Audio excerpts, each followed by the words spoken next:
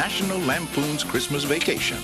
That thing had 9 lives. She just spent them all. Hey, everybody. Welcome back to the Let's Talk Movies podcast with me, John, and David, a.k.a. Shamrock Balls. And first off, guys, Merry Christmas.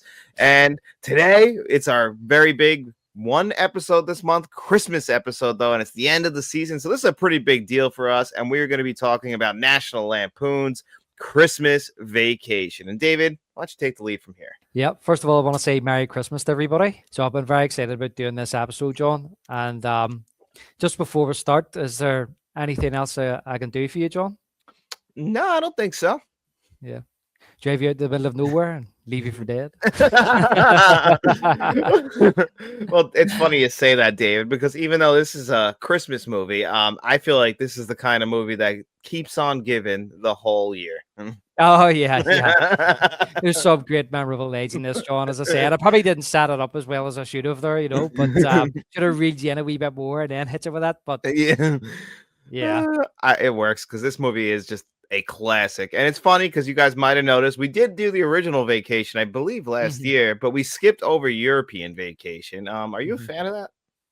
No, not at all. Me and neither. yeah, I was thinking about this earlier, John. Now, it may take me a bit of time to get warmed up here, as I always do, but I was thinking about this earlier. I have the 4-pack of the Vacation movies, the original Vacation movies on Blu-ray, and like the original Vacation for me is like one of the funniest movies. It's one of my favorite comedies of all time. Absolutely love it. I think it's undoubtedly a classic. And the European Vacation it isn't one that I actually particularly like. I just don't find it very funny. No, that's always been my problem with European Vacation too. It's not very funny. There's like one good gag in there. I always like that he can't figure out how to get over and he's just driving the entire day because he's just confused by the whole thing. Are we talking about the roundabout? Yeah, when he's like just so confused he can't figure it out. So that's the only part in that movie that really like gives me a good laugh. But other than that, it's just like it's a big low. And then honestly, for me, Christmas Vacation is the best of the Vacation movies. And then I like obviously the original's a classic. And then I even like Vegas Vacation a little bit. Well, the thing is, like, see that European Vacation, I think I've only seen it about 2 or 3 times. And the problem is, we all know there's an awful lot of slapstick in these movies, and there is stupidity. But I just felt as if they brought the stupidity too far in the European Vacation to the point where it was just dumb. It was just dumb humor. It wasn't. Whereas I find Ripley, get out there. Whereas I find the humor in the original Vacation and this Vacation a bit more smarter. I agree 100%. Yeah, they're just much better off. And in this one, like, the Vacation is people are going on vacation to their house. So it's also a whole different dynamic instead of it being like the first 2 movies where, they're on vacation and like they always got somewhere to go and somewhere to be. Like, so it's a whole different kind of dynamic for this one. And I think it also gives, just new ways for them to be funny. Yes. Just briefly, Vegas Vacation, before I go into my thoughts on this one.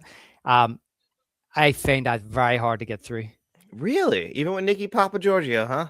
Yeah. I don't know what it is. Like, I watched it when I got the box set. I was like, I don't remember seeing that one. I think it maybe even just went straight to video here. And I watched it years ago when I got the box set, and I didn't think it was very good. And then I tried it again. I think it was after we done our Vacation episode last year. I think you mentioned about it, and I was like, I must give it another go. And I lost interest halfway through. Part of it, I think, may be because of the 90s aesthetic of it. It's very much a 90s film. I mean, very early in the movie, like they're going to the same house as Christmas Vacation, but he's driving like that late 90s Ford Expedition. It's late 90s too. It's not even just like the early 90s. It's like it's been like, and they showing their age, except for Beverly D'Angelo, which my God. Yeah, and it feels kind of like a television movie. It does feel like it's not filmed very well. Even Vegas itself, like they're not in like the most cinematic casinos. Yeah, I always felt that this was inferior, the inferior Vacation movie to the original. However, it's always been a favorite of mine and a must watch during the Christmas period. Yeah, that's the big thing about this one is it's an essential Christmas film. And actually, when it comes to Christmas movies, I only put it at number 2, just behind It's a Wonderful Life. Yeah, well, Joel, as the years have gone by, like I feel like it's gaining popularity. It has. It really has, and the status is one of the best Christmas movies. Now, look, whether that's down to nostalgia or merit, I'm not sure, but I just love the family feel it, and I think most people can relate to, especially all the family dysfunction and the idea of one man's struggle to make the holiday season special for his family despite the adversity he faces. Exactly. He just wants an old-fashioned family Christmas, but as he's got to learn through the movie that things don't always go perfectly. And I think you and I can relate to that. Especially, I think most people can relate to that. You build up everything, and unfortunately, things just start to happen and it falls apart. You just got to make the best of it. But we know Clark Griswold by this point, and he can't make the best of things. No, definitely not. And that's his biggest flaws. Biggest flaws that he just wants everything to be perfect. And unfortunately, things don't work out that way. They never ever do. In regards to the actual film, John, I just made a few notes here that, excuse me, that I think it's really well structured, well paced, very funny very funny and great performances from all involved. And I think it's got wonderful set design, and it's a brilliant Christmas soundtrack, which I don't think enough people talk about. No, it's a wonderful Christmas movie as far as that soundtrack goes. Starting right off with the opening credits, the Christmas Vacation song. But one thing I noticed about the structure, funny how you brought that up. It reminded me, it's structured similarly, maybe not identical, but to a movie we did recently for spooky season, and that's Scream. How a lot of the third act of the movie, like maybe the final third of the entire film, is like just over the course of like a few hours. It's funny, you should say it, because I made a note of that when I was doing the notes, because it is an hour. A movie is just over an hour and a half, and I was curious to see when that third act starts. It is actually an actual third of the movie, and it's just, I mean, obviously the majority of the movie's all set in the house anyway, but everything, yeah, all the ante starts really ramping up as that third act starts. Everything's just setting everything up. Everything's just getting set up, introducing characters. I feel that when they do introduce the new characters as the movie progresses, it refreshes the movie, keeps your interest. And I also think as they introduce the characters, they get funnier, more interesting. But you said in the original movie, they actually are traveling. It's just the four of them. So as they travel cross country in the original movie, it's about them meeting these different characters, and some of them are reoccurring, like the girl on the porch. But in this, it's like the family coming to them. So every time a couple of new characters comes in, it provides kind of new difficulties or obstacles for Clark, and yeah, and then we get another new set of characters, then another new set of characters, and it all accumulates in this last third of the movie, which is basically, well, something I want to ask you about, and we'll get into it. It's Christmas Eve, so it's a bit weird. It's not Christmas Day. Yeah, well, it's funny. I guess Christmas. I don't know how it is over there, but Christmas Eve is just as important as Christmas Day over here. In fact, like Christmas Eve is more about the evening, like how they're celebrating, and then Christmas Day, it's kind of over for us by like you have the morning, you have breakfast, and then it's like by the evening, that's it. Like you're just kind of hanging out, like everybody's gone, and like that's really it. So Christmas Eve dinner, you could argue, at least here, is more important than Christmas Day, at least for my family. Yeah. Well, that's completely opposite to what we do over here, because Christmas Eve is just more like the calm before the storm type of thing. Christmas Eve is more kind of it's basically, it's just a prelude to Christmas. It's about preparation. That's basically what Christmas Eve is. Now, there's family members that will visit each other if you're not going to see each other on Christmas Day, and it might even be a couple of days on the lead up to Christmas. Like I have family members who might visit. But they wouldn't visit me, but they might visit like my mum and dad, like my aunties and uncles, the days leading up to Christmas to give them presents or whatever, because they may not see them over Christmas. But Christmas Eve here is it's more kind of like, as I say, preparation, settling down. Christmas Eve is more kind of like a very chilled evening, very quiet, chilled evening.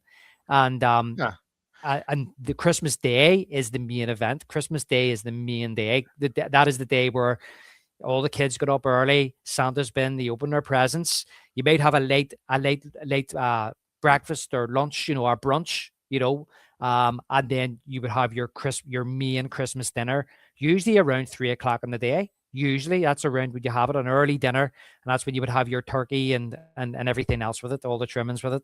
And then that night, that Christmas night, then you would celebrate Christmas. Now people do it in different ways. My family, a lot of my family usually get together and have a drink, have a bit of a party. It all depends where you are. But when we were kids, my mum and dad always had like Christmas parties, invited like my aunties, my uncles, my cousins, all my brothers would be there, their girlfriends, you know what I mean? And we always used to have good crack. But it all depends. Like, I mean, now, as you get older, sometimes it gets a wee bit quieter. Like if I was celebrating with my mum and dad, we would have maybe just a few drinks in the evening, just together. But that's it. But the main day of Christmas, that is the main event. Everything up to that is just preparing for it, and that's what always confused me about this movie, mate. Is when I'm watching this movie and they get to December 24th, it's almost like a Christmas day they're having on the 24th, and I could never understand that. Well, that's why, because it's kind of like that chill night you're talking about. That's Christmas night to us. It's over by Christmas night. Like, we're all settled in. Like, at least for me, because my situation is also unique. But so because my parents were divorced, so divorced kids got two Christmases. I would spend Christmas Eve with my mother. We'd go to my cousin's house and everything like that. All the family came over. We exchanged gifts. Everything, had the party, did all that. Slept Christmas morning, had with my mom. I'd call my dad. He'd pick up my brother and I. We go to his house, open gifts there. To have like kind of like an early dinner, kind of like a brunch thing at like noon with like my other cousins. And that was it. Then we went home and the night was over. We just kind of hung out Christmas night and just like, amongst each other, just to like the main family. And that was the end of it. And that's still kind of how it is. Yeah. Well, Boxing Day, that would be the day. Well, even Boxing Day, to be honest, but do you even call it Boxing Day, the day after, St. Stephen's Day? No, it's just the 26th of December. It's over. I got So work you that day. it's not even called St. Stephen's Day either. It's Right, nothing okay. here. It's just December 26th. Right. Okay. Well, We listen, know of it because of like you guys, but we don't actually celebrate. yeah. Nobody else. The Christmas period, like for example, the Christmas period is basically Christmas Eve, Christmas Day, 26th, Boxing Day. The Republic of Ireland, they call it St. Stephen's Day, so it's named after a saint, right? But in Britain, UK, it's called Boxing Day, and we get a pub as a public holiday or a bank holiday. I'm not sure, but most companies would be off Christmas Day, Boxing Day, unless it was like you're working in the hospitality industry or something like that, then you may have to go into work, or you're working in a shop, you would have to go in on the work, say on Boxing Day. But I mean, the majority of people have those days off. They don't really get Christmas Eve off. Those are two big days in the calendar, and Boxing Day as well is one of those days that is it can be a quieter day. A lot of people are maybe hungover, so they just chill out. But it used to be a big day for Premier League football. So a lot of people would continue their Christmas celebrations in the Boxing Day, go out to the pub, have a few beers, watch the football. And I also know families who, for example, they would be with one side of the family on Christmas night, and then the following day they would go and spend that day with the other side of the family. Yeah. So so Christmas here is like that Christmas week. It's kind of Christmas Day, Boxing Day, and then the lead up to basically New Year's Day. But that lull in between the 26th, or say the 27th to the 31st, there's a lull there. And look, a lot of people would go back to work after the 26th, and that would be them till New Year's, and then they would get New Year's Day off. Yeah, that's how it is here. We just don't have the Boxing Day celebration, and it's just kind of moved up everything a little bit. Like, we're not off on Christmas Eve, but most places close early. Like every job I've ever had, like, you shut down early, like, so you're home and everything's ready for, for the family for that night, because that's going to be a big night. So like what they're doing, that is so familiar, is for like what they're doing in this movie is just like Christmas Eve for me growing up. Like a lot of places will close early on Christmas Eve, as you say. And listen, it's been a long while since I've been out in the pub on Christmas Eve, but they used to close the pubs early as well. I stopped going because like it just kind of, because they closed early, and then you would go home and have a few drinks, and then you were a bit hungover on Christmas morning, and I hated that. So they used to close all the pubs and the bars early on Christmas Eve as well. Listen, hey, it's an important day, is what it is, and like obviously this whole movie, and that's why we have a whole genre of film around this, is because of how important Christmas is to most people around the world. Yeah, exactly, and it's something to look forward to. You're getting towards the end of the year, and you wind down, and for me, like it's not really, as Clark says, about the presents or No, not anything anymore. or anything like that. It is about family, and Mhm. I do think it is. I mean, if you're religious, yes, there's a religious side of it, but it's for me, it's a lot to do with children. It's a lot to do with the kids, and as long and that's the way I look at it. As long as I get my dinner, I'm a happy man. Yeah, I agree. That's all I want to. The dinner's Yeah, most important.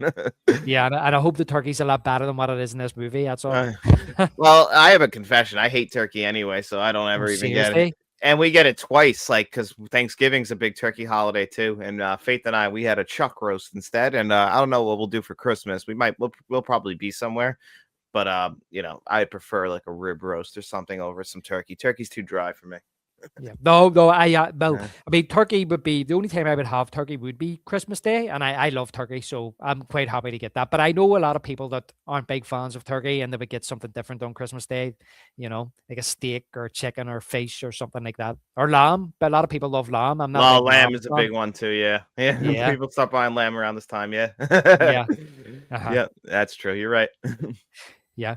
Well, we'll move into the production then. The budget was 25 million, John, and the idea from the movie originated from a short story by John Hughes called Christmas 1959, which was published in the December 1980 issue of the National Lampoon magazine. Which is interesting. I think that I read that it's the only reason why he agreed to do this is because he had a good idea because they were begging him to do another one. Yeah, I'd read that they came asking him to do another because of this that they had seen in National Lampoon, and he said himself that it just by this stage it became a vehicle just for Chevy Chase. Yeah, and they do kind of feel that way. They don't feel necessarily like John Hughes movies, but I always felt like there was a distinction between the John Hughes produced and written movies than the movies that he directed. There's some similarities, like some of the absurdist stuff that even it pops up in this movie and in Home Alone that you see kind of in The Breakfast Club and even in Planes, Trains, and Automobiles, where it's like you kind of leave reality for a little bit. But Mhm. they still feel a little different than like standard John Hughes stuff. He had said that if I remember correctly, the original Vacation, that was a short story too, and I think that was in Playboy. I think it was told from a child's perspective, and the whole idea for the movie was that it was going to be told from the kids in the back seat, and he was going to direct it. So everything changed when Howard Ramis came on board and Chevy Chase came on board, and you could Mm. understand because Chevy was probably one of the biggest stars in the world at that particular time. Um, but he is right. By this stage, this is just a vehicle for Chevy Chase. But, you know, you could say vehicle, or you could say, like, if you're making an Arnold Schwarzenegger movie, is that an Arnold Schwarzenegger vehicle? Or is it just that he puts bums in seats? And Chevy is the main star. It's as simple as that. I never, ever feel as if Chevy tries to outshine anybody in this movie. I feel as if he gives Eddie, one of the funniest characters in the movie, his place when he comes into the movie. He lets him uh, do his thing, and Randy Quaid is hilarious. And also two characters who I absolutely love when they come into it is Aunt Bethany and Uncle Lewis. And I feel as if again he gives them their place. He's never trying to outdo them. And that all works for me. So whether or not it's a Chevy Chase vehicle, I do think without those other characters around him, it doesn't work. No, you need to fill all the pieces. This does feel like a complete film, and it's endlessly rewatchable. That's one thing about this movie. Like you can watch this over and over again. I was telling you like before, and you were telling me like you're gonna still watch like the 4K again. Like it doesn't get boring. It's like like No. I'm burnt out by it. Now you can watch it every season because it just moves along. And it's not just because of Chevy Chase. Yeah, he's the star of it. We're mostly following him around.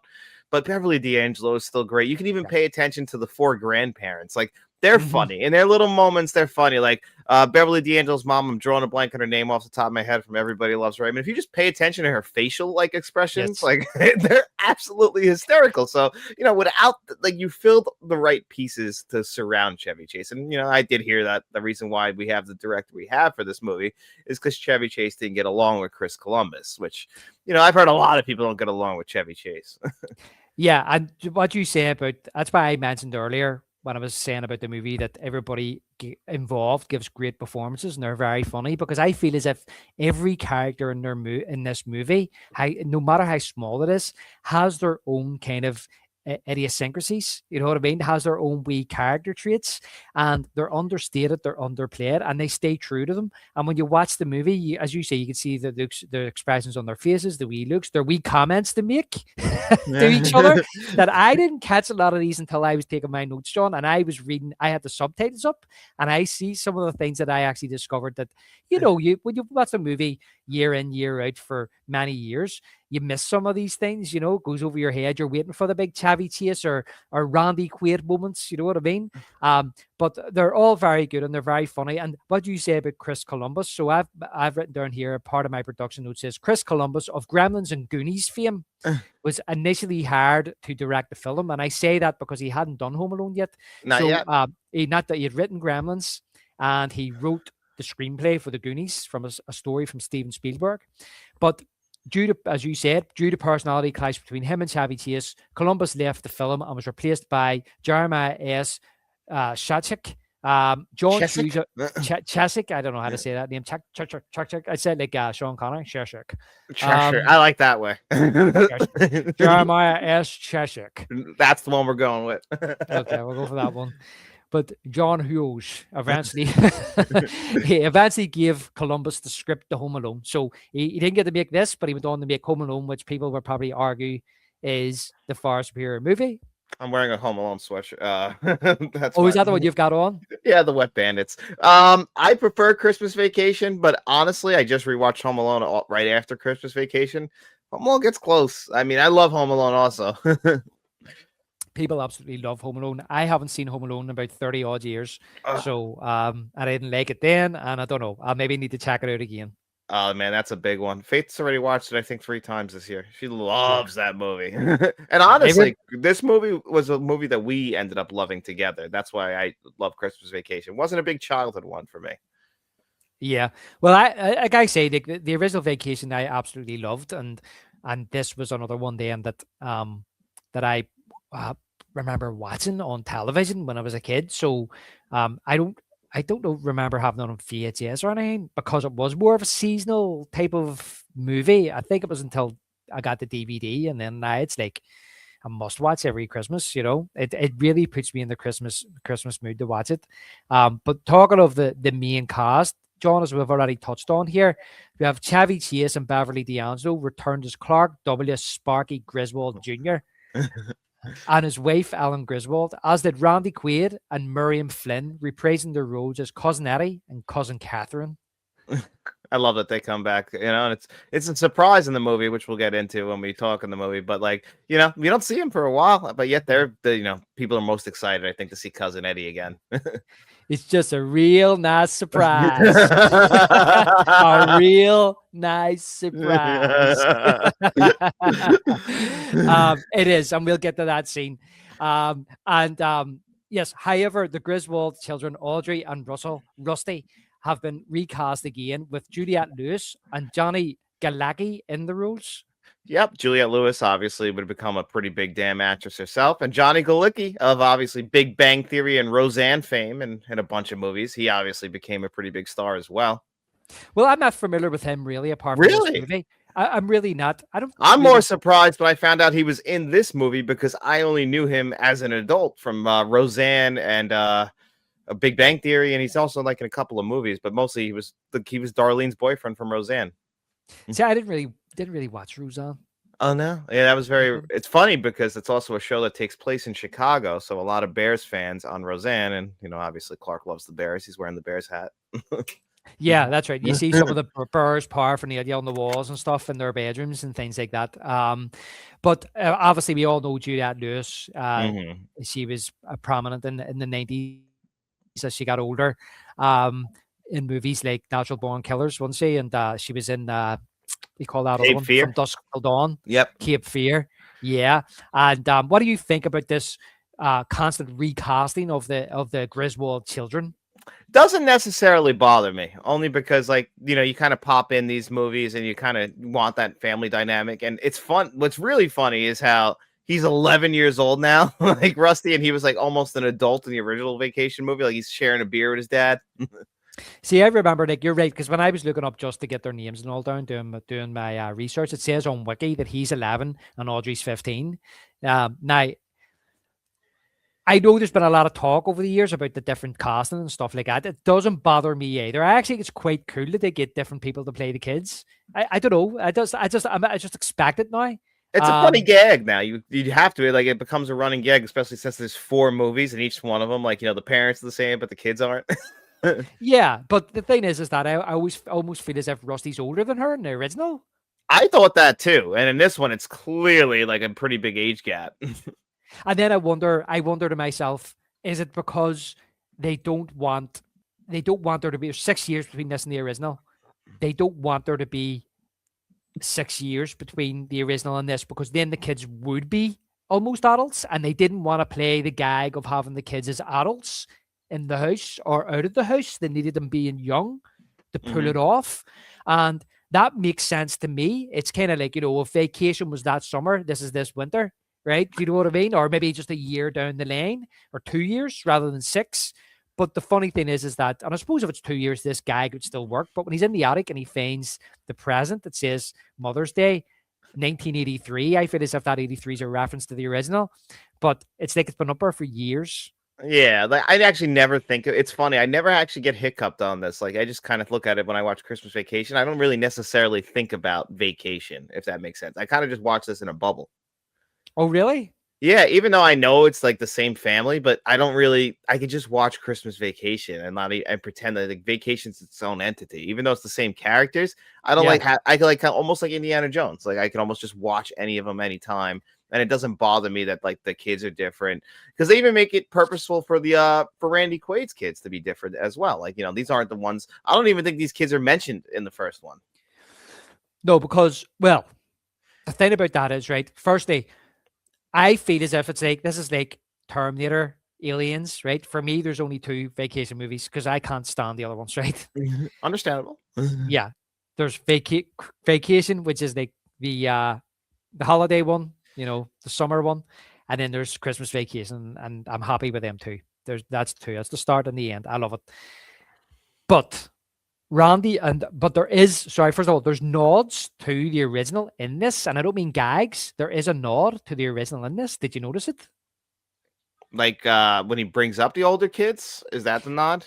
Well, there is that, but what I mean in that scene, do you realize that Chevy Chase is drinking out of a Marty Moose glass? Oh, the cups that he's drinking out are Marty Moose glasses, the eggnog ones. Yeah, which ones? I've always looked into actually buying them because they do sell them. Yeah, I looked at them too, mate. They were expensive, and they are expensive. For one that was like 20 odd quid or something. He definitely got a 4-pack for like $8. Yeah, I wonder, did he get them when he was there? Did he steal them? He probably stole them. Yeah, but in relation to the Addy, I think in the original you see his 2 kids. He's a girl and a boy, and he mentions them. They're older now. Yeah. Which is strange because that means Clark's kids should be around the same age. But he says them kids to me in the original are a few years older than Clark and Ellen's kids. He says he's got her in the clinic getting her off the wild turkey, and then he talks about the boy as the fella. I don't know where he says he is. He's in the carnival. He's they got him doing Tilt-A-Whirl, but by next year, they might have him like guessing the weight of like the Moose Girl or something. You ever see her? Yeah, ugly as sin. Got those horns coming out of her head. Real good cook though. Those are some of the names I didn't write down in my notes, but I just remembered them because I thought I don't want to write. But you anything I missed, mate, you just quote away, because if I was to write down dialogue here, would be here all night because I'd be writing the whole movie down. I would have. My notes just have quotes, or just like you'll just see a bunch of quotes from like just mostly Uncle Eddie. Once he gets in the movie, it's nonstop. Yeah, it's so good. Clark up until that point has all the best lines. Yeah, and when he comes into it, Addie takes him, and then I feel when Uncle Lewis and Aunt Bethany come in it, they then take them. Oh yeah, Uncle Lewis gets some bangers when he gets in. You couldn't hear a dump truck through a nitroglycerin plant. Yeah. I love how he calls him Grizz. Yo, Grizz. but what was I going to say here? So to me that kind of works out. And just touching on his kids, because I only wrote down those main cast members, those 6 main cast members. Didn't go through anybody else. But one thing I did notice when I was watching this was Randy's son, the young son. he is actually Pugsley. Is that what you call him in the Addams Family? Yes, he is, and he's That's what got you call him? and you can't unsee that face because it's like he's got that, like, it's naturally just round. Yeah, It's yeah. it. Yeah, and I looked in to see what Ruby Sue, like, if she was anything, and I didn't really see her in much. The grandparents are they're all like older actors, like they have a kind of like bigger in their time. Like I guess the biggest one would probably be Diane Ladd, would be that's Laura Dern's mother. She just actually passed away. Oh, right. Okay, I didn't realize that because I didn't look too deeply into the side characters, to be honest. Yeah, I just wanted to run through the grandparents to see if Yeah, go anything, ahead. like Go ahead. having Diane Ladd, like, yeah, because she was also, obviously she's in a bunch of movies, like some, and then E.G. Marshall's from 12 Angry Men that plays, that's Art. He's oh no, yeah, that's Art. The only one I wasn't really too familiar with was Clark's dad, and like he has some long credits, but I just wasn't too familiar with him. Do you know I seen him in something else and I can't remember what it is? Really? He was the one I was the most Yeah, unfamiliar with. I was yeah. recognized the other three. I even recognized obviously Aunt Bethany and Uncle Lewis because Aunt Bethany is the original Betty Bop. So she's got that face. Betty Boop.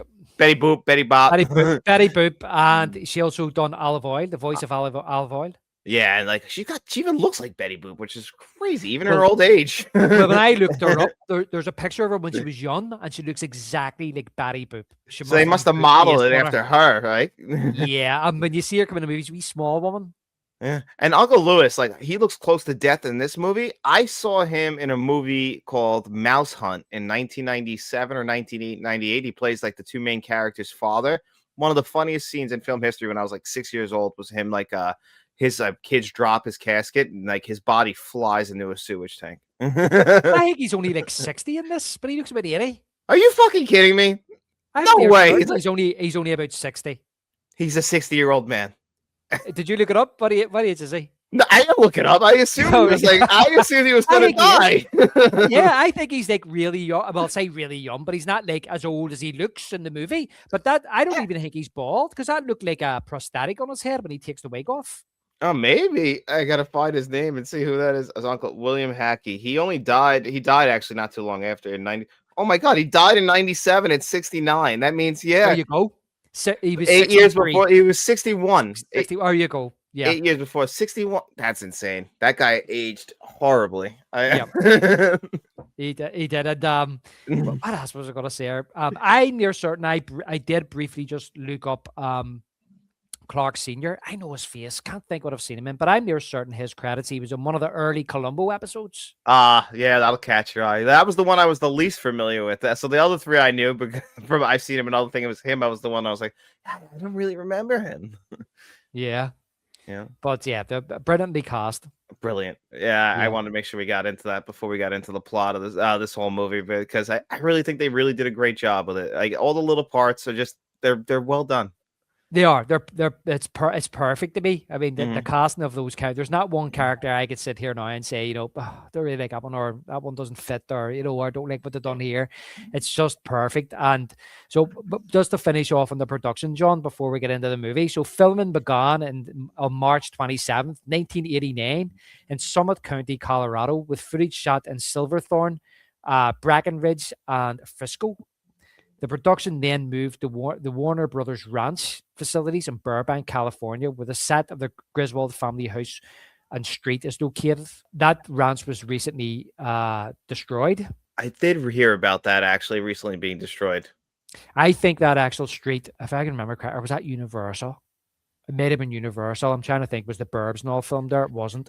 But like, that's a very, well, if you look at it, there's a very famous backlot where a lot of different movies have been filmed there, and they just dress the houses differently. But I love how I've got no production notes on this, but I love how they just made that whole street look like the middle of December in spring. Yeah, in Burbank, California. Yeah, in spring. Actually, the filming wrapped on the 30th of June, 1989. So they basically filmed for 3 months. Yeah, it's 3 been months fucking hot there at from that spring time. into summer. Yeah, and like I was watching the RNA, not to ruin it for anybody, because look, if you get a really cold day out and there's snow on the ground, say it's been snowing all night, and then the cloud disperses and it's freezing and the snow's still there. Yes, the sky will look blue. It will be just what they call sky blue. That can happen. But when I was watching this last night, taking notes, I was watching the sky when Clark was like stapling in the bulbs, and the sky was just blue. But know what I was thinking of? I bet you that's warm up there. I bet you the sun's beating down on it because I knew when it was filmed. 100%. I actually thought they did a pretty good job with the snow, but yeah, I mean, honestly, if anyone's ever lived in the snowy areas, it never looks that nice.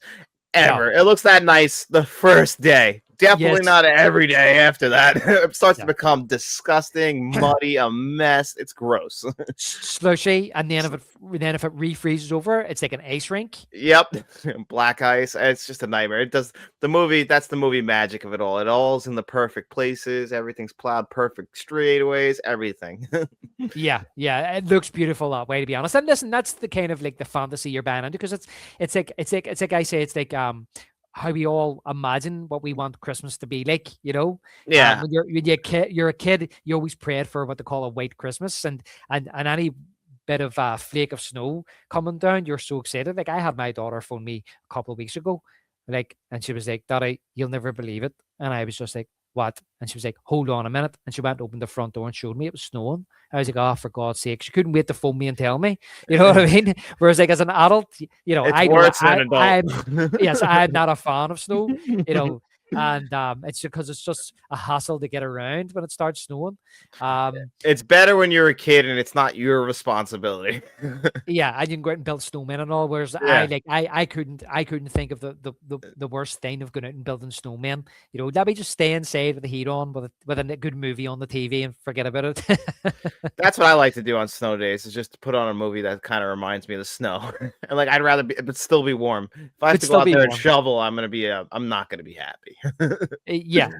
And the best about it is, but I don't know what it's like in the States, John. Like, a lot of people here, like, they wouldn't bother clearing the snow. They wouldn't go out with a shovel and clear it. It's just, and like over here, it's like they're never prepared. They're like the whole place just comes to an absolute standstill. One bit of snow and that's it. Place is a standstill.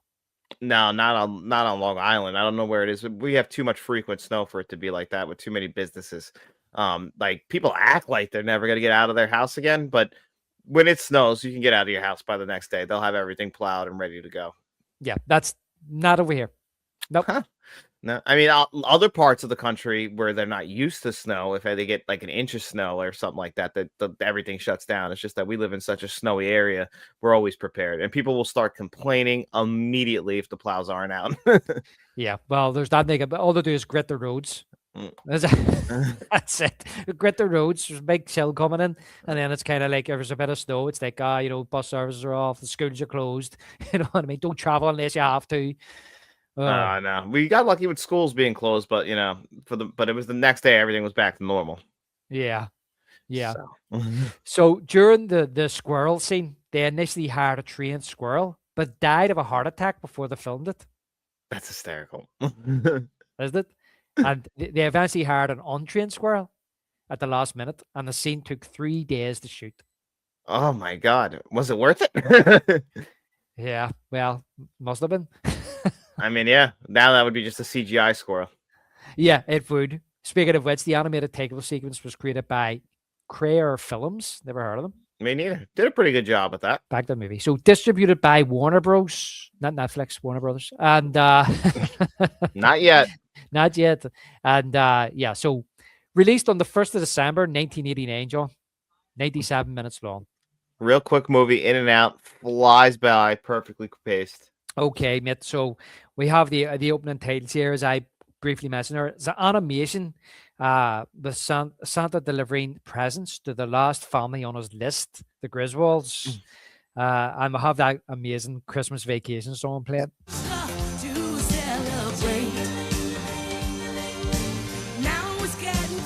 Just a little Christmas vacation. Yeah. This old house sure is looking good. You can still listen to that regardless. It's just a great Christmas song.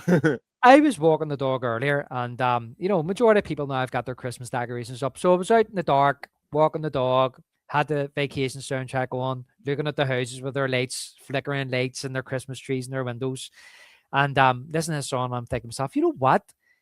I only know this song from this movie. Why is this song not played on the radio every year at Christmas time? I don't know. It's never been in the Christmas rotation. I made a playlist and I put it on it, but never in the rotation.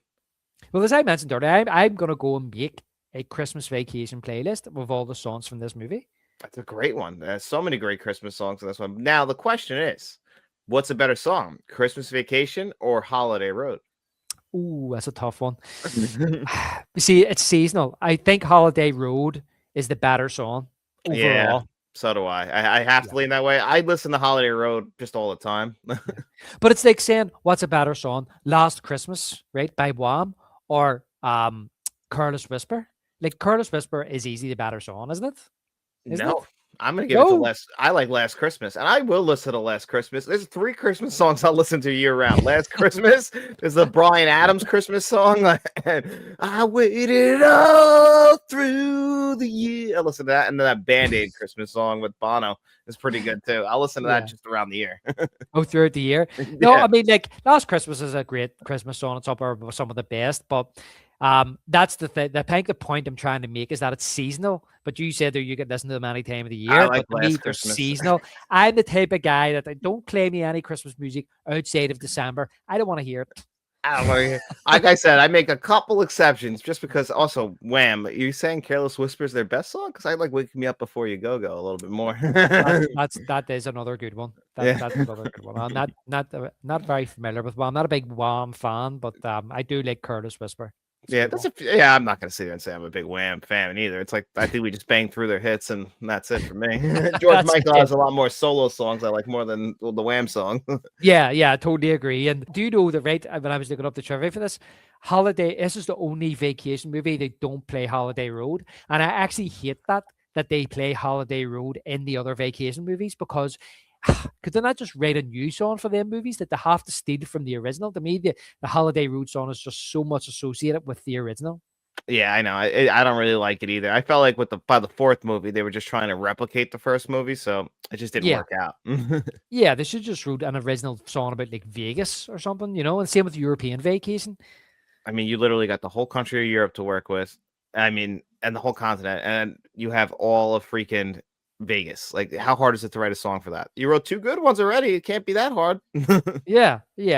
So they're just stealing from it. So the opening scene, John, we see a car driving along, and Clark and Ellen Griswold are singing. So they are, which is very funny. But I just feel as if this whole scene at the start of the movie is just a direct throwback to the original Vacation. Yeah, it's just like a little setup scene with the car. Now they got a Ford instead of and it's funny. It's not like the way they didn't make up the car anymore. Now it's just a Ford Taurus wagon. Yeah, but it's just, to me, it's just a whole play on that. It's like kind of like I'm saying, remember this? Mm-hmm. Look, you remember this movie, Vacation? So this is the same family, and we're gonna have like a wee mini movie at the start here with all this nonsense going on. But I do like they're doing the signing like they do in the original Vacation as well. What are they signing again at the start? This the season to be jolly. La la la la. Take it, Rust. And that's what he asks, like, what are we doing out here, Dad? And I love this. So I wrote this there. He says, Clark explains, we're kicking off our fun, old-fashioned family Christmas by heading out into the country in the old front-wheel drive sleigh to embrace the frosty majesty of the winter landscape and the secret that's most important of Christmas symbols, the Griswold family Christmas tree. But the daughter says, we're not going to get one of those stupid ties with a Santa Claus on them, are we, Dad? And he's like, no, Audrey, I have one of those already. I already have one of those at home. Yeah, and I think that's what he's wearing on Christmas Eve. I think that's the tie. Might be the one he's talking about. Yeah. But of course, John, they get into this altercation with the truck. There's this whole sad play of him giving off to the truck. This jackass is riding my tail. Mm-hmm. But he says, let's burn some dust here. eat Eats some my rubber. Rusty corrects him. He corrects him with "eat my road." No, sorry, that's what he says there. He corrects him and he says, "Whatever, Russ, whatever." But he says, "Eat my road, red liver lips." Eat my. You even got that wrong. Eat my road. But yeah, they have this whole set piece where him going onto the log truck, and then he has to pull out, and he crashes the car exactly like the crash it in Vacation, only it's into the tree lot. And no addressing it. They just like, all right, now they're just out and walking around because the car would be fucking totaled. Yeah, he says something like that too quicker than what I thought. Yeah. He says something like that. But yeah, so the Griswolds track out in the snow to find the tree, the tree to cut down. And as they're going along, Ellen says, Audrey's frozen from the waist down. And Clark says, it's all part of the experience, honey. Audrey will see it later. Her eyes are frozen right now. Her eyes are frozen. But that's when he spots the tree and he's like, there it is. But this whole, again, I'm going to bring this up a few times during this because this kind of forms my opinion on this movie, which I'll get to my synopsis at the end. But again, this is just a throwback to Vacation where she's deaf, where they're in the what do you call it, the western town, and it's Tombstone they're in, and they go into the saloon and he fires the gun off. Yeah, all right. But Clark plays it off as a joke, and then Alan says she can't hear you, Clark. She's deaf. You know what I mean? You know what I mean? So that to me is kind of the same thing, but it's fine. It's it's okay. But anyway, there it is. The Griswold family Christmas tree. And I love how Russ says, Dad, that wouldn't fit in our yard. And Clark says, it's not going in our yard. It's going in our living room. So funny story about a tree like this. The last time we ever got a real tree, my dad's side, we did something like this, got a tree, and it was too fucking big, just like this tree. Like seriously, they tried trimming it and everything to have it fit. It wouldn't work. They had to drag it down to the curb. My stepmom always tells the story. We were the only people with a tree down at the curb before Christmas because they had to go back out, and they just bought one from Home Depot. Last time we had a real tree. Yeah, I remember like getting real trees like when we were kids. My mom and dad would get a real tree, and I remember the smell of it, the smell of the pine, and then the only thing was when the pine all started falling out of it. No, we like it was in the carpet. As a kid, you would get them in your hands or on your knees. Oh yeah, down crawling under the tree. You never get rid of them, so you got to be like, you'll be finding them in April. Yeah. So it was great. I loved having a real tree, but having a fake one's just a wee bit more convenient. And we're dog owners, and I don't know about you, but I know my dogs would be like snots, drinking the water out of it. It would just be terrible. Yeah. So, as you say, that's what Clark says, isn't it a view, Audrey?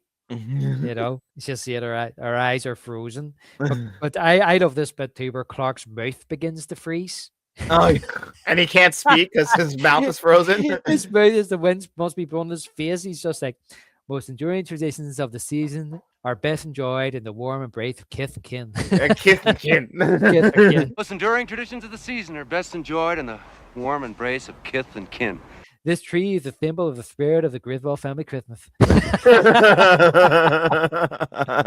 I did just see Alan kind of like looking at him like, what? Are you all right? I know. And then that's when Russ says, Dad, did you bring a saw? The realization in his face. Oh, shit. How'd they get it out? That's another unanswerable question. Well, they drive it out with the tree on top of the car, and it's dug out of the ground with the roots still attached. But I'm near certain I did read somewhere that there was a deleted scene where they went back to the lot and asked, could they get a saw? And this is all we've got is shovels. And that's how they end up. Because you're right. How did they get out? They didn't have any spades or anything with them. But I seen somewhere they go close. Somebody had a shovel. They didn't have the Christmas saw. Tree throughout the whole movie anyway just kind of changes in size as it goes. Like this tree would never fit in the house regardless. So and then the tree where they blow it out wide, like how it's knocking out the windows. When you see it later, it's like half the size of that. Yeah, but I feel as if he was saying, sure, it needs a bit of trimming. I feel as if they just trimmed it down to to the part where it was just the middle part of it. They just like you see, there's no real top on it. It just looks more round. You know what I mean? It's just we never see the top once it's in the house. It's just that we only see it like 3/4 up. yeah, exactly, because it's so big. But before that, we have Clark emerging from his garage with the hockey mask and chainsaw, like Jason Voorhees. Oh my god, that is freaking great. And that's when we get to meet Todd and Margot. Todd and Margot, they're neighbors, and this has to be one of my favorite interactions in the movie, where Todd shouts at him, "Hey Griswold, where do you think you're going to put a tree that big?" And Clark says to him, "Bend over and I'll show you." And Todd looks at her, Margot, and he turns back and says, "You've got a lot of nerve talking to me like that, Griswold." And Clark says, "I wasn't talking to you." And that's Nicholas Guest and Julia Louis-Dreyfus. Obviously, Julia Louis-Dreyfus, very famous from Seinfeld, Yeah, and then she, Veep and everything else. yeah, she's a lot more known than him, isn't she? Yeah, I looked up him, and he mostly does voice work now. He was in some things. Yeah, I know the name, Nicholas Guest. Yeah, right.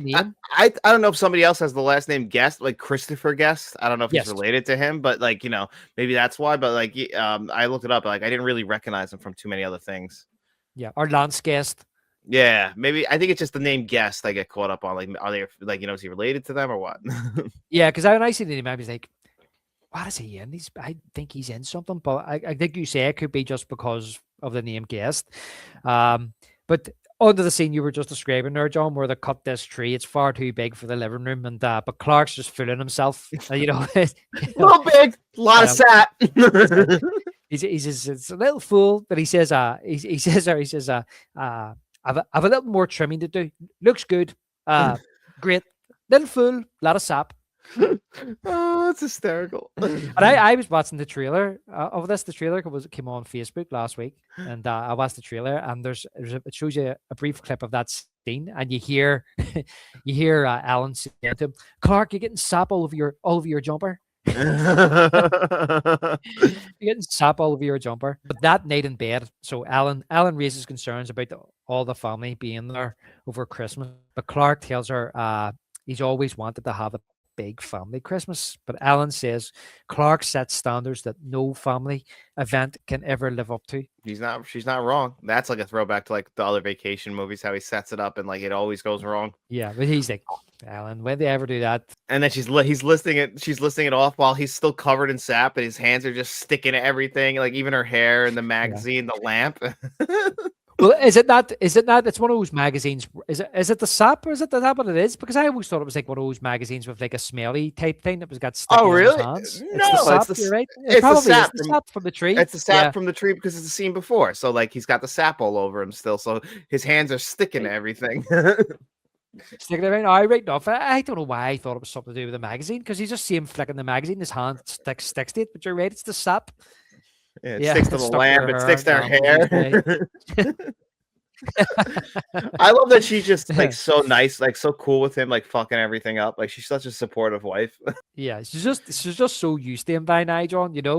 It's like, and she's tried nicely to say to him, like, maybe we should just have a quiet one, just us. But he's got this in his head. No, I want a big family Christmas, and that's it. And we're doing it, and it's not going to be difficult, and everything's going to work out fine. So yeah, I love his kind of optimism. He is always very optimistic, John. Yeah, he sets himself up for these things, though. And there was a saying we have here: God loves a trier. That's true. I mean, you hear that saying? Yeah. Hey, listen, that's all you really can do. He does try, and we have our first Advent calendar, December 14th. And we cut to Chicago and Clark's office, and he's talking to a work colleague, Bill. And he says to Clark, he should be cooking at a big fat Christmas bonus this year, as he's excellent choice to be named Food Additive Designer of the Year. So Clark shows him a leaflet that with his bonus he's put in the pool, and he's already put down a $7,500 deposit. I don't know if Bill says to him, "You're the last true family man." Yeah, well, he really is. And one thing I always think about when I watch this movie is like, in the world we live in now where things cost so much, the fact that like the thing that can make or break his whole life is a Christmas bonus and putting in a pool. It's like, there's people nowadays like don't even get Christmas bonuses anymore or can afford to put in pools anymore. It's like such a different world than the 80s.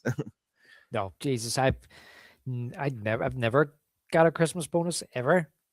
When I worked for the beer distributor for a while, we used to get like a case of beer for Christmas each year, and then they stopped doing that. Yeah, that's it's a damn thing. It's just not something that's done anymore. I mean, I've been working 27 years, and I don't remember ever getting a Christmas, like a proper Christmas bonus that you were guaranteed every year, like he talks about. It's an 80s thing, I feel like. It must be. It must be. Clark. This is where the boss arrives, Mr. Frank Shirley. And he arrives on the scene and he calls Clark Mark. He never gets his name right. Played by the great Brian Doyle Murray. Brian Doyle Murray, who is Bill Murray's brother. And he is also in the same year, he's in Ghostbusters 2. Yeah. Oh, wow. He did. So, and then he's also, when did Scrooge come out? Scrooge is a couple years before, right? 87? Idiot? Is it 88 for Scrooge? I think it might be Idiot. Because Scrooge was, yeah, because like he did that before he did Ghostbusters 2, and I think that was his return to acting, Bill Murray, if I remember right. And they were promoting it like, like he's with ghosts again. Yeah, Idiot, yeah. So, and yeah, that's another one needs to watch this year, John. But Bill says Clark, and he looks at him, but then Clark says, no, he's Bill.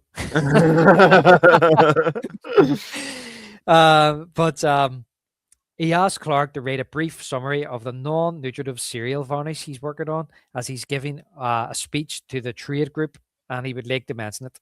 Clark thanks him for the Christmas card, and you see him kind of looking like Christmas card. So he's like the Scrooge of this movie, isn't he? Yeah. And as we right hand man, as we Smithers helper says, corporate cards, and all he does is say to Clark, "Don't forget that report, Bill." And this is where we have this famous scene, John, where all these corporate guys are passing, and Clark is saying to them, "Merry Christmas, Merry Christmas, Merry Christmas, kiss my ass, kiss his ass, kiss your ass,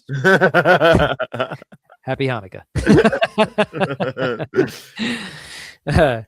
But we cut to downtown Chicago. I assume that's what it is. I wouldn't know. I just wrote that down. And Hey, Santa Claus is playing by the Moonglows. Another one that's not really heard that much. No, great tune though. That's why I'm gonna have to make my own vacation playlist. The Christmas vacation playlist. Yep. And Clark is Christmas shopping with Russ when an attractive, big-breasted woman, shop assistant, offers to help him. He becomes very giddy. I was just blousing. He can't get his words correct at all in this situation. I love how you see because he's like buying underwear for Ellen. He when she comes out, he lifts the knickers and starts wiping the sweat off his face with them. Yeah, he like looks at him and it throws him down and goes, "Oh," and then he says, "It's really hot in here," and she says, "Well, you've got your coat on," and he's like, "Oh, so I do. I wonder why that is," and she says, "Because it's cold outside." And he says, "Suppose it is a wee bit nipply." Well, there is a nip in the air. There is a nip in the air. So yeah, he gets all very tongue-tied about the whole situation. She's very weird too. Like, she's setting him up for it. But he then goes on to say, I was just looking for something for my wife. God rest her soul. And she's like, "Oh my God, I'm sorry." And he says, "Oh, she's not dead. We're just divorced. She's history." She's history. She doesn't wear any underwear. But I love how Russ sees him. He's looking for him, and Russ sees him, and he's sitting on the end of the counter, laughing. Just watching his dad like do this, like because he's probably done this before. Yeah, flirting, and then that's where she showed him the underwear, the high with a high elastic.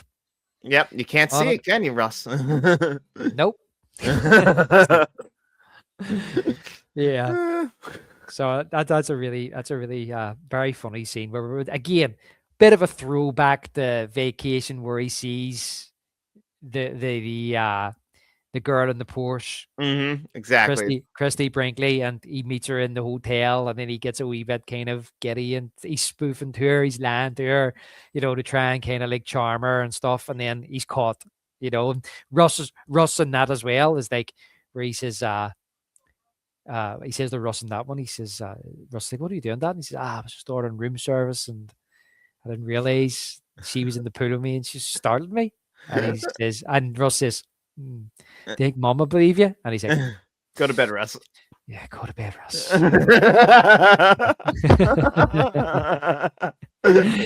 So I like all that. So it's just, I love all these wee nods, but they get them out of the way early, and it's just, these wee nods to the original.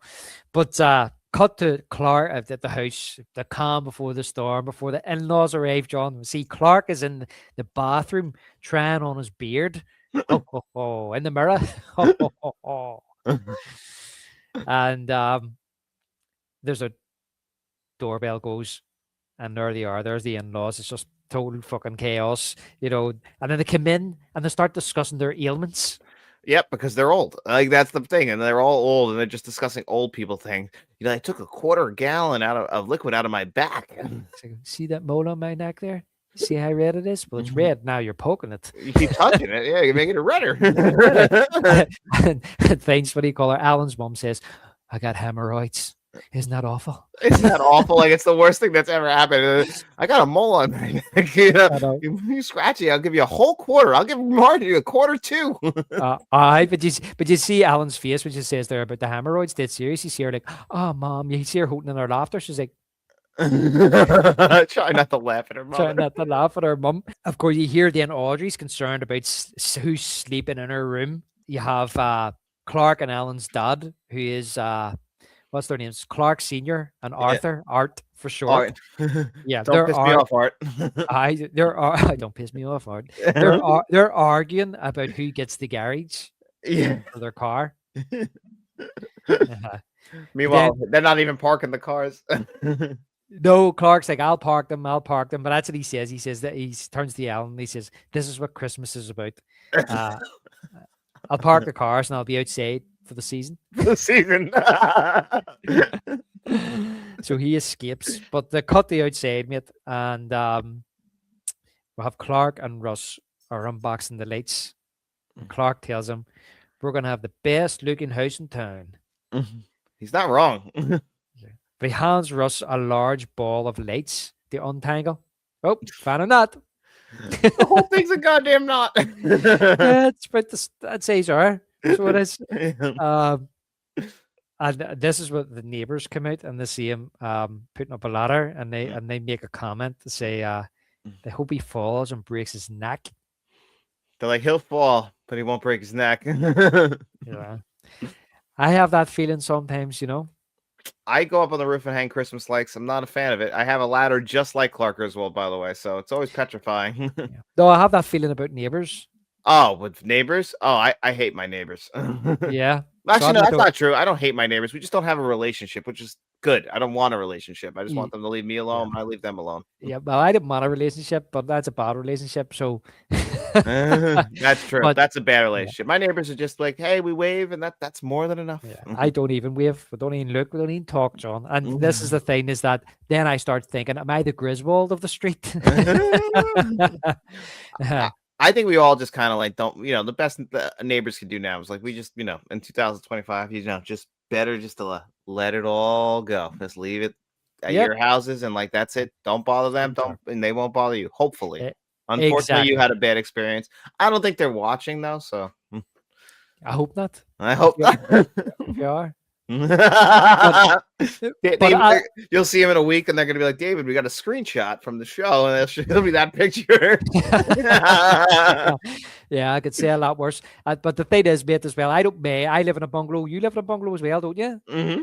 Yeah, I mean, I don't mind getting up on the roof. I have to get up and just clear the gutters and stuff like that. It's not that far to travel on a ladder, but I do have a big apex on my roof, like it was way up like that, Yeah, we gotta like kind of, the way you're going up there, your feet aren't on a straight angle, so you got to be a little careful. The problem is the way my house is, right?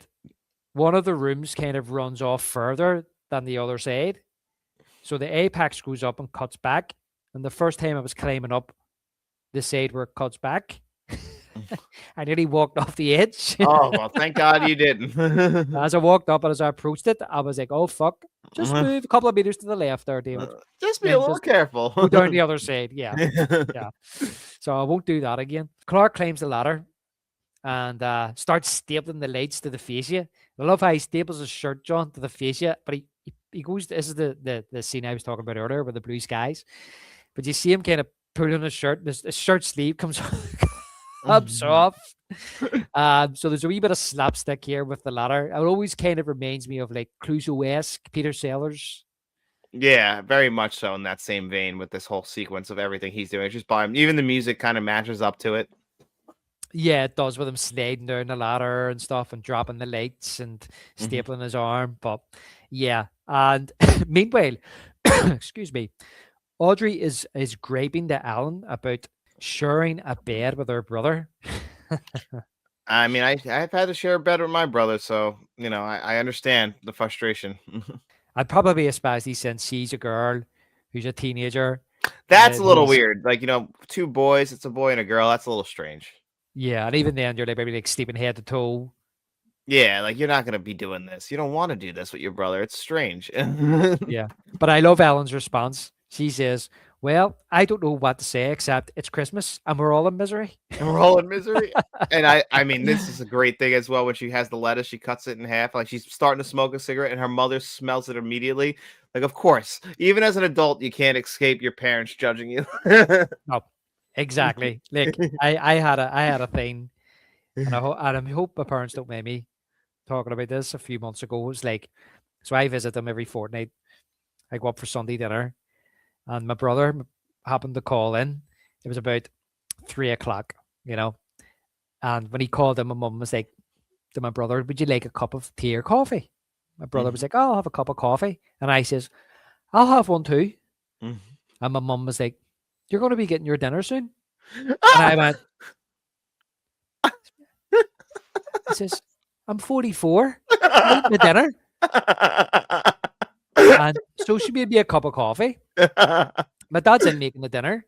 So she made me a cup of coffee. We're sitting having a yarn, drinking my coffee. Next minute, my dad comes walking in and goes, what are you doing? You're getting your dinner soon. And I turned, I looked at my brother, and my brother looked at me. We just started laughing. And then I said to him, same thing. 44. I'll eat my dinner. I'll be fine. I'll put it down. Don't worry. I can have a cup of coffee at 3 and eat my dinner at 4:30, 4:45. It's fine.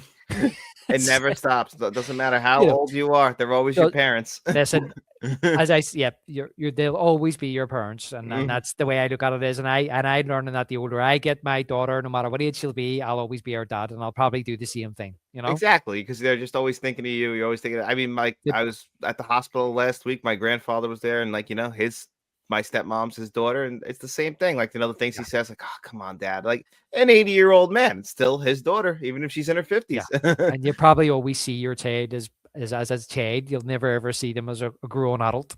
Yeah, with their own kids and everything. Yeah. It doesn't matter. Yeah. But it was funny. I laughed about it. So I understand what you're saying about you're right about the cigarette. And yeah, I always just thought that was just, and it's always funnier as you just get older because, like, you know, your parents will, like you just said, will still make those comments, even though, like, she's a grown woman with 2 kids. Yeah. And they're in her house. In her house. Yeah. In her house. Yeah. So meanwhile, outside it's dark, and Clark is continuing to attach the lights to the roof, and he falls and he slides down the roof. He holds on to the gutter, which detaches, and a thick block of ice shoots out, going through the neighbor's window and destroying their stereo. But he lands in the bushes, and Alan calls him in for dinner. She doesn't know where he is. She's like, Clark, dinner? And he's like, great, I'm starving. Great, I'm starving. She's like, where is he? So sticking. It's like the bush is talking to him. I remember a story just came into my head there, right? Yeah. That I heard last year or the year before. So I'll come back, John. So Chevy Chase is he's very active on social media, him and his wife and his family, which is great. He interacts with to a certain extent with fans. And it was either last year or the year before, he always promotes this movie, talks about this movie, and he was being asked about making this movie. And I was saying earlier about this is on the Warner Brothers ranch, and they filmed other movies here. This house just came to me there. Is Danny Glover's house in Lethal Weapon? Oh my God. I Yes. think you're right. And it's the block. I actually always kind of knew it was the block because in Lethal Weapon, when they come around that bend, and then they're in the police car, and they're like, "Oh, Lieutenant Murtaugh has the scene." Yeah. Well, when they were scouting for the house for the movie, Xavi says they drove down and they went, "What about that house?" And there was a toilet sitting outside the house. Lethal Weapon 2? It was the toilet from Lethal Weapon 2. So when they dressed the house, when Xavi fell into the bush, he hit the toilet. So whoever dressed it, when they dressed the house, they just threw the toilet in behind the bushes. He didn't know it was there. That's hysterical. That story just came to me. I remember him telling, he told that story about a year or 2 years ago. That's a great story. Just came to my head there talking about it. Didn't even come into my head when I was writing my notes or watching the movie, John. Just came into my head there now. But it sets up this next great scene, mate, where they cut to Todd and Margot's house. Oh, this is the best. Me and Faith quote this one all the time. They're inspecting the damage, and Todd says, "Well, obviously something had to break through the window. Something had to hit the stereo." And Margot says, "And why is the carpet all wet, Todd?" I don't know, Margot. And why is the carpet all wet, Todd? I don't know, Margot. I don't know, Margot. That's one of the best lines in this movie. The way it really is. But then they both kind of look out the window towards the Griswold's house. Yeah, I mean, listen, that the Griswolds are the worst neighbors ever. Like, there's some stuff in this movie that they really didn't have. Like, these people are yuppie assholes, but they didn't deserve this. Well, I don't know about that. I mean, you don't get much of a backstory with these neighbors. Obviously, it is a subplot about how annoying the Griswolds are, and it all pays off towards. And these are just 80s yuppies. Like, that's what they're supposed to be, stuck up assholes all the time. Yeah, and I was thinking about this earlier, not too deeply, but I've never really thought about why they are not celebrating Christmas. I don't think it's because it's not their religion, because they talk about later as the movie goes on, they talk about, well, would you have liked the Christmas tree? It's almost like as if they view Christmas as tacky.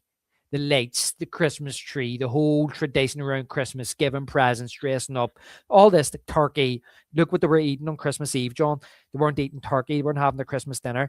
And I don't think it's anything to do with maybe it's not their religion. I just think they like you say, they're stuck up yuppies that maybe view Christmas as tacky. Yeah, they're pretentious assholes. They believe they're above Christmas. Yeah, that's what I think. Yeah. Yeah, That's probably not religious, but No. but I know people that aren't really religious but still celebrate Christmas. Yeah, that exactly. Like, especially here in America, at least, like, it doesn't matter if you're like Christian or not or whatever. Like, Christmas is just like now it's a commercial holiday, so that's what it's about. It's and you could say like these people like don't want to fall into like the capitalist ways of it. Like, maybe that's their views, but they're just being pretentious, like assholes. Yeah, and they're always like, like you say, yuppies, maybe workaholics, are always exercising. She's a clean freak. When he says, I want to kiss you all over, and she's like, "Oh, will you go have a shower first?"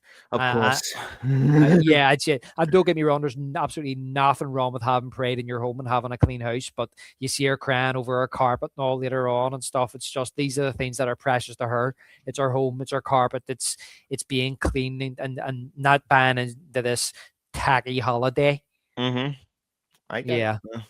Yeah, that's what I think about what's wrong with them too. I'm not a big fan of them as people, but they are very funny in that scene. They are funny. Yeah. It's a very funny line.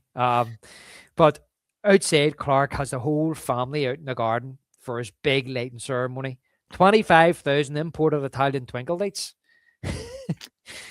Clark says, "I dedicate this house to the Griswold family Christmas." Drum roll. And I have Clark, they're really getting in this. Clark's really getting in this drum roll here.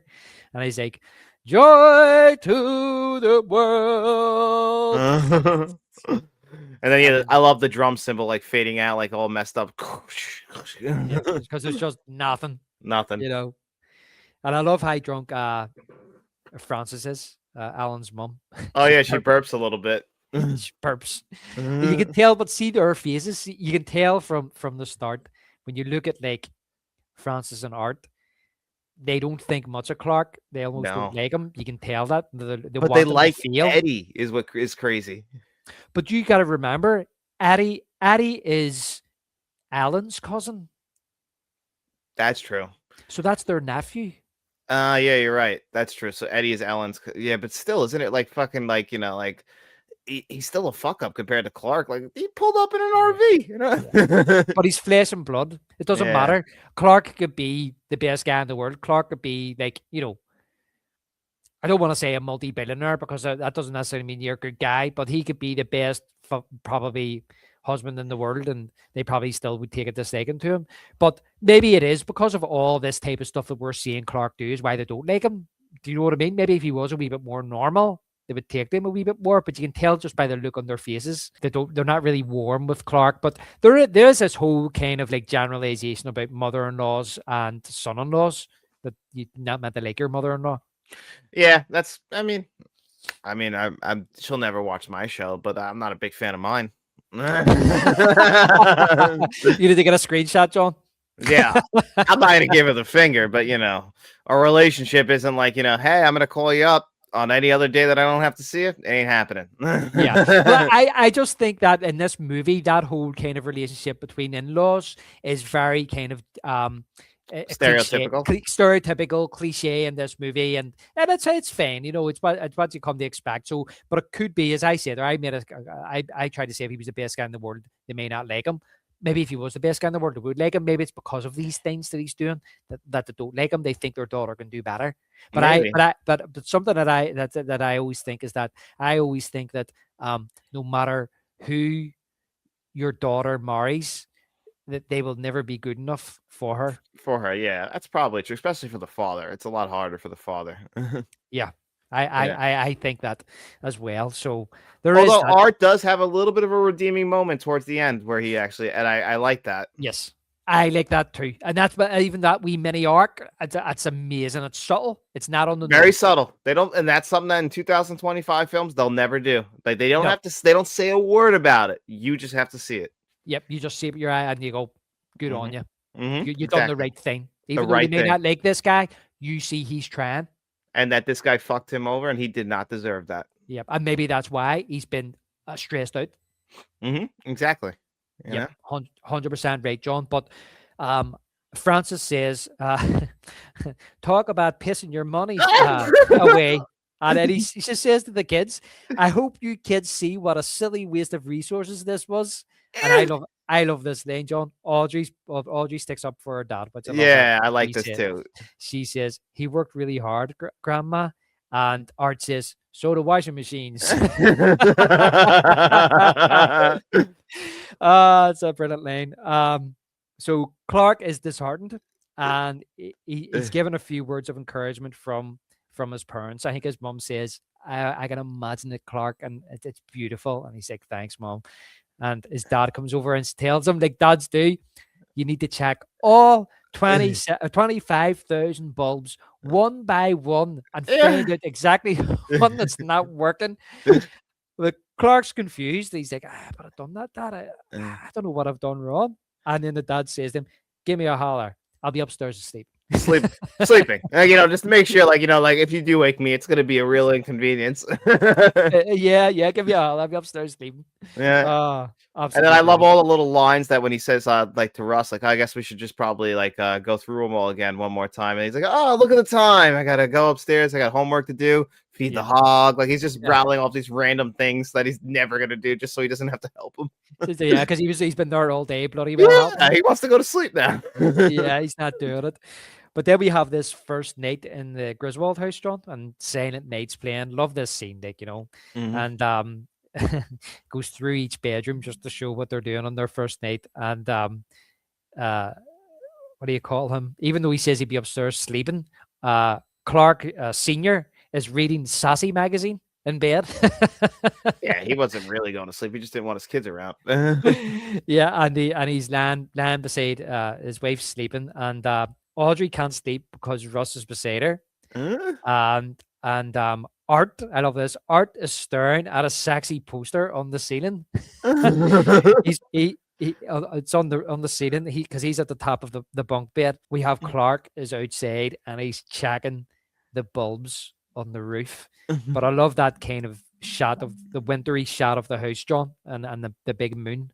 Yeah, I love that. I assume it's a matte painting. It looks beautiful. Yeah, it's beautiful. I'd say it's a matte painting. Yeah. Moon's not that big. Have you ever seen moons that big before, though? I've gotten it like close to that, but never that big where it's like on top of you and like, half the size of the house. I mean, we've gotten some really cool looking moons obviously throughout my lifetime, and I'm sure in years, but never like that. Yeah, I've seen big, massive moons before. Like, Yeah. yeah, can't remember what they were called. Like way back in the Like, day. yeah, I can't remember. I'm not gonna even pretend to know the names of the moons. There was this particular name for it. Only happens once in like a millennium or something. I remember like seeing it so big like that, bigger like than a that. lunar moon or something. I don't remember. Yeah. Yeah. Yeah, there's been a few like blood moons, things like that. So morning, and Clark sneaks up to the attic to hide some presents. And if we get a wee bit of slapstick here. He gets hit with the ladders. That's where he finds the old present. You know what really bothers me though with this one scene? Like the fact that his mother-in-law walking by sees a ladder down and doesn't ask why is the ladder down. Instead, she just like, oh, it's cold, and pushes it up. Like, and then they have the nerve of these people to walk out. He's got his own car. He'll meet us there. Like, no one wants to check for Clark to make sure he's all right before they run out of the house. Yeah, she's like, cold, and just puts it up. But they're all dressed and ready to go, and he's running about in his pajamas. Yeah, so like, was he in a rush? Maybe the plan was for him to meet them there, but I because they're all dressed. You're right, everybody's dressed, dressed and ready to go. Like, so I don't know if yeah. Well, he it looks like he's just rolled out of bed. You know what I mean? Yeah. So maybe he slept in. Maybe they thought maybe he slept in or something. I don't know. But as you say, she closes that. They're leaving to go shopping and have lunch, but Ellen does say, "Where's Clark?" And Art says, "If he isn't up on his ladder, farting around with his lights, he must be in the house." He's the one that says he's got his own car, he can follow us down, so he's just peeved off. He says, "I got to take my back pills." I need to eat to take my back pills. Yeah, because he said about getting the stuff out of his back, but obviously he's like a daughter. She's just okay. Yeah. Maybe Clark's going to follow us down. Yeah, we'll figure it out. But, they don't even question it. He never shows up and meets him. No, but of course we're back. I know they didn't go wonder something happened to him. I don't know, but this is the day before mobile phones and everything else. Yeah, they can't call him. They can only call from like a payphone to the house and hope he picks up back then. I will. If they had say they were in having lunch after doing a bit of shopping, and maybe the idea was they knew where they were going for something to eat, you know what I mean? And they maybe phoned him. The house phone's ringing. He's stuck in the attic. Yeah, because she doesn't. She goes to pull down the ladder as the first thing she does when she gets home. So it's like, what were you thinking? Yeah, but she was going to hide presents up there too, wasn't she? Yeah, that's true. So maybe she wanted to get in there quick and hide them up there fast. She was going to hide them up there, and that's why, because she has the presents under her arm. So I don't think they know where he is. They're probably sitting thinking, he's not roof. He's checking all them lights. He's just like, yeah, you know what? You're probably right. Like it's Clark. He can't move past this until he figures this out. So we'll just leave him alone because he's probably really upset. Yeah, because Art touches on it. If he's not up there, he's in the house. So maybe they're like, you know what he's like. He was like, he didn't come to bed. So yeah, she's probably till late. She's probably thinking he's probably up there. That's why he slept in, because he didn't get into bed till late.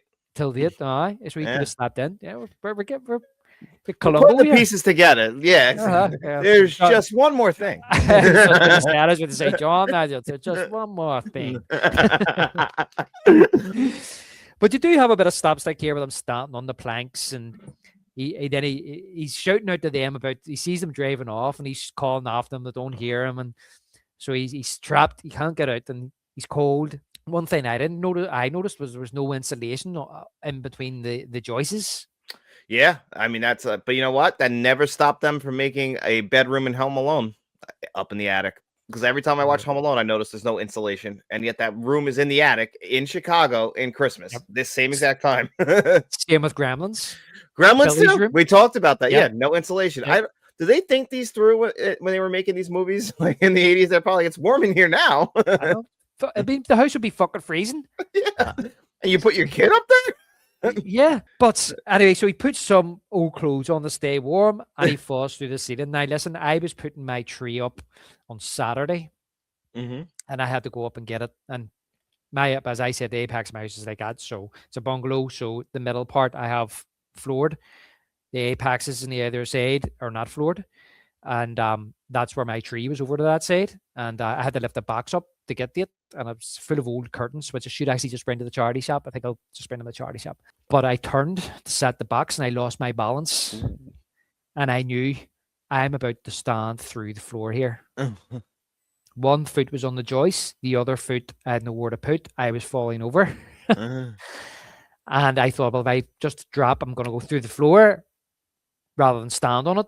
Yeah. But I knew there was a beam behind me. So I had to briefly put my foot on the plaster and fell into the beam. I went, oh, fuck. And I went down and checked the spare room, and thank God there was no damage. The plaster hadn't cracked or anything like that. So I literally, well, he's an idiot. He was walking across the plaster. He was asking for that to happen. Then he stood there. Like, you know what? The plastic could probably handle like the quick jolt of weight on it, and then you pull off like you did. But to stand there like, all right, yeah, this is fine. You're a fucking idiot. How stupid is he? Yes, Yeah. just go through. But luckily enough, he lands where the bunk bed is, you know? Yeah, but still broke his seal. Like, I would still be upset about that. 100%. I was there pissed. I hear it was the man cave. I thought I'm gonna, after me decorating that room, that's where my foot went. I was thought to myself, oh shit, I've just decorated in here. I'm gonna have to go in and put a new panel of plaster in and blah blah blah. I was like, oh, I went down, I checked it with a torch and everything. There's not a crack. There's nothing. I was like, thank God for that. I just turned it with the weight on the box and turned again and just lost my balance. I was like, oh fuck. But anyway, luckily it turned out all right. But I remember this movie was on one Christmas, and my brother, who I mentioned earlier, I don't know, he must have been in visiting my parents. Something was on TV, and this, when he goes through the plaster and his feet, he brought up a good point. He said, now that he's put holes through the ceiling, why doesn't he just knock it all away and climb down? Because he's going to have to replace the ceiling anyway. Anyway, yeah, he's right. He probably didn't think of that. No, exactly. My response was because he's an idiot. Because he's a fucking idiot. Yeah. Did you see when his feet go through the hole? He's starting there going. Like, yeah, get the hood out because he's so cold. So cold. Yeah, but look, because he is an idiot, we do get this really nice scene here where he finds the old film. I don't know if that's sweet. 8mm, John. Yeah, that would be 8mm film. Yeah, and but it says Xmas 59 on it. Yeah, which I think is a reference to the short story. Yeah, well, isn't it Xmas 55? Yeah, but when they show what's in it, it says Xmas 55. But I'm near certain the con says 59. Yeah, see, I always thought it would be smart to be 59, even in the thing, just as a throwback to that. I always thought it was strange they picked 55. Now, I wonder, did they put the 59 on the film as a nod to the short story? But when they were showing them the film, they kind of went, listen, Clark would be too old for 59. I was thinking that must be it too, but it was always my best guess because I'm like, why? Like they had it right in front of them to do 59, so why wouldn't they? Yeah, but when you're watching the Xmas 55, it shows Clark and his mum. Clark as a boy, but you see Uncle Lewis.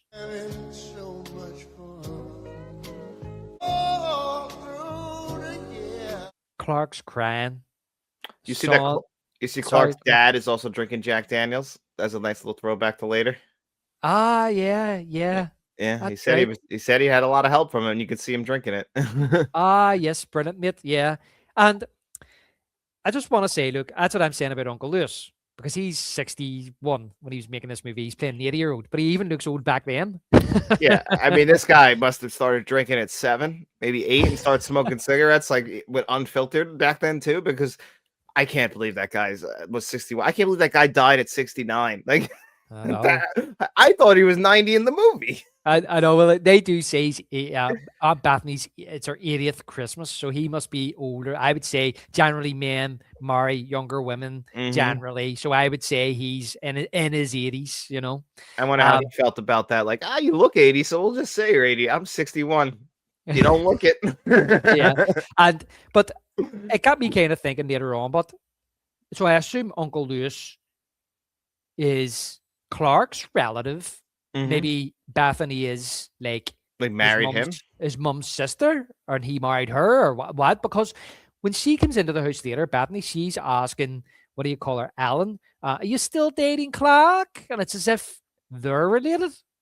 Yeah, I always thought Aunt Bethany was like related to her in some way too, but like it also gets a little confusing because, like you said, Uncle Eddie is their son, but like the way it is like Catherine kind of goes up with Beverly D'Angelo, and they kind of like go with what's her name with Aunt Bethany. Like the three of them kind of like go in the other room together too. Like they're all family, which is kind of, they all are family. But you would think like they were sisters and that was their aunt. It's like kind of how it feels in that scene. It's Catherine and it's Alan's mum as well. It's Frances and Bethany. So it's almost like they're related. And Lewis is married to her side of the family, but he's in that video footage from the 50s. Yeah, so it's like you see him opening the boot of the car and there's presents, and you see Clark going to touch him and he smacks his hand away. Yeah. Because Uncle Lewis has always been like that towards him. He's grouchy. I just don't like Grizz. But yeah, so that's a bit confusing. But no, look, if you remember the original, so you see, in the original, Clark says, "Do we really have to go and visit your cousin? It means we're going to miss the House of Mud." And she says, "If we don't have time to do both, Clark," or something like that. And he says, "Well, it's up to you. I mean, I'd prefer to see a big pile of mud, but if you prefer to go and see your cousin." Right? But when they get there, so that's her cousin, and Addie's married to Catherine. So the thing is that you don't know how long they've been married for. No, we don't. You don't know how long, Alan's known Catherine. And usually, I don't know about your family, John, but usually when we have family gatherings, a lot of the time, like the women all get together, and then the lads get together, and we talk about football and stuff like that, which they don't want to listen to. Yeah, it's just like that. Yeah, it's just like that here. The guys kind of go and the girls kind of go. I just thought it was funny in here. It's just like trying to figure out the dynamic because it like kind of can be a little inconsistent, but maybe they don't want you to think like that. Yeah, I mean, we're thinking very deeply about this, you know what I mean? But the way I look at it is that Alan and Clark have probably been together for 25 years, 30. Well, I mean, if their kids are say 25 years, say, for argument's sake, you know what I mean? So they've known each other a long time. So the families have known each other a long time and probably got together at other occasions. Yeah, because they talked about them arguing like the last time they were together, like the grandparents. So they must always invite them over. Yeah, exactly. So that's kind of the way I look at it. But it was just more kind of when I was watching, when she asked about, are you still dating Clark? I was kind of like, that's like she knew her before she knew Clark. And I was like, but how could that be if she's married to Lewis and Lewis was in this footage? Yeah, it doesn't make much sense unless like, somehow like they know each other back then and like, the families kind of combined. I don't know. But she's losing her marbles, but maybe she's just seeing knowing Alan and thinking about when they were back dating. Well, yeah, she did ask if Rusty was still in the Navy. Rusty's 11 years old, so he was never in the Navy. He's never in the Navy. Yeah. So yeah, we'll get to that. As I say, so yeah, she opens the. Oh, by the way, the song "The Spirit of Christmas" is playing by Ray Charles. Yes, that one is in the rotation here. Is it? Yeah, and that we do hear Ray Charles a lot. That song. Yep. Yeah, great tune. So it is, and that's when Alan opens the loft door and Clark falls through. But then we have a brief scene of the neighbors coming back from the exercising, and we touched on that earlier. Yep. She won't touch him until he's showered, even though they're gonna be like, in bed together, and he's gonna get sweaty again, probably. I mean, he's gonna roll over all disgusting and probably not shower again. Yeah. Well, she'll probably make him shower off that. Oh, you're right. She probably will make him. I wouldn't, out of principle, but whatever. Each their own. You would just say no, but she'll probably kick you out of bed then, John. Yeah, but you know what? The couch is fine. I'm still gonna stand on that. Yeah. She seems like a right bitch, though, doesn't she? She sure does. I would never, which is funny because she never plays that ever again, and she plays it so well here. You're a very beautiful looking woman, but obviously she's playing a character, in the movie, and she plays. Talking about Linda Hamilton earlier, like she still looks great, Julia Louis-Dreyfus. She what? Oh, she still looks great. Yeah, she still does. What age is she now? Well, this is 89. I mean, it's not that long ago, but she's got to be like if she was in her 50s, early 60s, So, and she still looks good every time I've seen her. She was in a Marvel movie not too long ago. Yeah. And I think she was playing down, much different than Lewis. Yeah, yeah. So Nate and Clark still trying to work out what's up with the lights. Ellen asks, is he avoiding the family? And Clark says he still has a couple of hundred more lights to check. And in the meantime, he can light the Santa, the reindeer, and the Merry Christmas sign. She's like, about to do the drum roll. And he's like, nah, it's all right. And it's like, no, nothing's lighting. And this is where she says, is it plugged in? And Clark's like, a penny kind of drops him, but you see like a penny dropping. And then he's like, do you honestly think I would check thousands of tiny lights if I wasn't sure the extension cord was plugged in? This is what it's like being married, by the way, guys. Because this is something that Faith said to me. She's like, I literally said that to you a million times, and I get mad every time. But it's not plugged in. I know. Well, that's the thing. It's like that was Faith's point, is how many times have I done that and then you were wrong. And then I'm like, oh, you were wrong, yeah. I'm like, it's like 50-50. It's pretty, Yeah. it's split. But I just imagine him like out there all night checking them, and he just hasn't plugged it in. I know, which is crazy because it's like it turns out to be just a switch, and it was all right. You just didn't check the wiring correctly at the end. Yeah, so as you said, while he's checking the back, it's actually Clark's mum, Nora. She flicks it on, and the lights come on. But this is like, we have this kind of like slapstick with the neighbors. They're about, get in the bed with a glass of wine, and the lights come in and blinds them, and they all fall over each other. All this here is a wee bit silly. Yeah, this is like that absurdist thing that it is in a lot of John Hughes movies. Like we see somebody like literally like at a nuclear reactor, like turning it down. Yeah. You could see it from the moon. We could see the electric like just going up and spinning around, ridiculous. Like it's just like it's literally sucking the energy out of everything else. Yeah. It's a very cartoonish. That's a good way to put it. Looney Tunes-esque. Yeah, and we did see a Tasmanian devil mug earlier. That's true. Yeah, he actually calls the family out, but by the time they get out there, she's flicked the switch off again, and this is where he is. He starts to go a bit nuts, and he attacks the reindeers. Been there. Punching fucking Santa in the head. Yeah. Karate chop them. Do you know he broke his wee finger doing that? I believe it. He looked like he swung it hard. Yeah, apparently he really hit it. He broke his wee finger in real life. And but this is where Alan works it out. Yeah, the lights come on, and the family are ecstatic. You have the neighbors across the road. She's crying about her carpet being ruined. Everybody's impressed, John. I love Clark's dad says one of my favorite lines right here. It's a beaut, Clark. It's a beaut. But yes, before that, Clark says to his mum, because she's Masbury, she thinks it's brilliant. He says to her, "You deserve a home like this to spend Christmas in." And do you notice he's hugging his mum, and Alan is squished in between them. Oh, I always know, like looking around, like her face is squished in between them, and she's like can't move. And as you say, he comes over and he's near in tears. He's like, "It's a beaut, Clark. It's a beaut." And this is the line I love, John. Clark says, "Oh, Dad, you taught me everything I know about exterior illumination." It's a family affair. Yeah, and he's like, "Oh, thanks, son." But he's moving along the family, hugging them and complimenting them. He's in good spirits. All Art can say is, "The little lights are not twinkling." He's like, "I know, Art. Thanks for noticing." And this is where he moves along. He puts his arm around Addie. This reveal is absolutely brilliant because it's from behind at first. You just see his silhouette with the hat. Yeah, he just puts his arm around him and he says, House sure does look swell, Clark. And Clark says, "Thanks, Eddie. I hope it enhances your holiday spirit, dear Catherine." And he's like, "Eddie?" I just stand there with a big grin on his face, staring at the house. Yeah. He's like, "Hey, kids." I don't. First of all, he says to him, he says, "I hope you didn't do this on all our account, Clark." And he's like, "Eddie?" I can't believe it. I can't believe it. And he's like, "Kids, come on out and see what your Uncle Clark done to the house." Yeah. So Addie, Catherine, and the two kids have unexpectedly arrived, and Art comes over to the young kid and says, "Have you got a kiss for me?" And Addie says, "Better take a rain check on that, Art. He's got a lip fungus that they ain't identified yet." Yeah.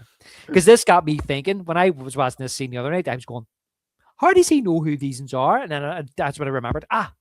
He's related to them. He's not related to Clark. I remembered that. Yeah. And they've got Snots there. The dog Snots. Dog Snots. And Catherine says that they were going to call, but Addie says it would be better if it was a surprise. And that's when Addie says, "You surprised?" Clark says, "If I woke up with my head sewn to the carpet, I wouldn't be more surprised than I am right now." I believe him. And this is where Ellen says, "Look, we've got plenty of room." She goes over and hugs Catherine, but Addie tries to kiss Ellen again. Yeah. He tries to do that in the first one too, and she avoids him when they're leaving the farm. And they're cousins, so it's funny. Like, they're just backwoods rednecks, like fucking, like, you know, he's gonna kiss his cousin on the lips. She moves the head out of the way, and then and says he and Catherine can stay. No, he says him and Catherine can stay in the RV for some private time if they don't mind taking the kids. I love this line, John. He says, "Why don't you get the kids things and don't forget the rubber sheets and gerbils?" What are they gonna do? Oh, amazing. We're in the living room, John, and Snats is drinking out of the tree. Did you ever notice what Uncle Eddie is wearing in this scene?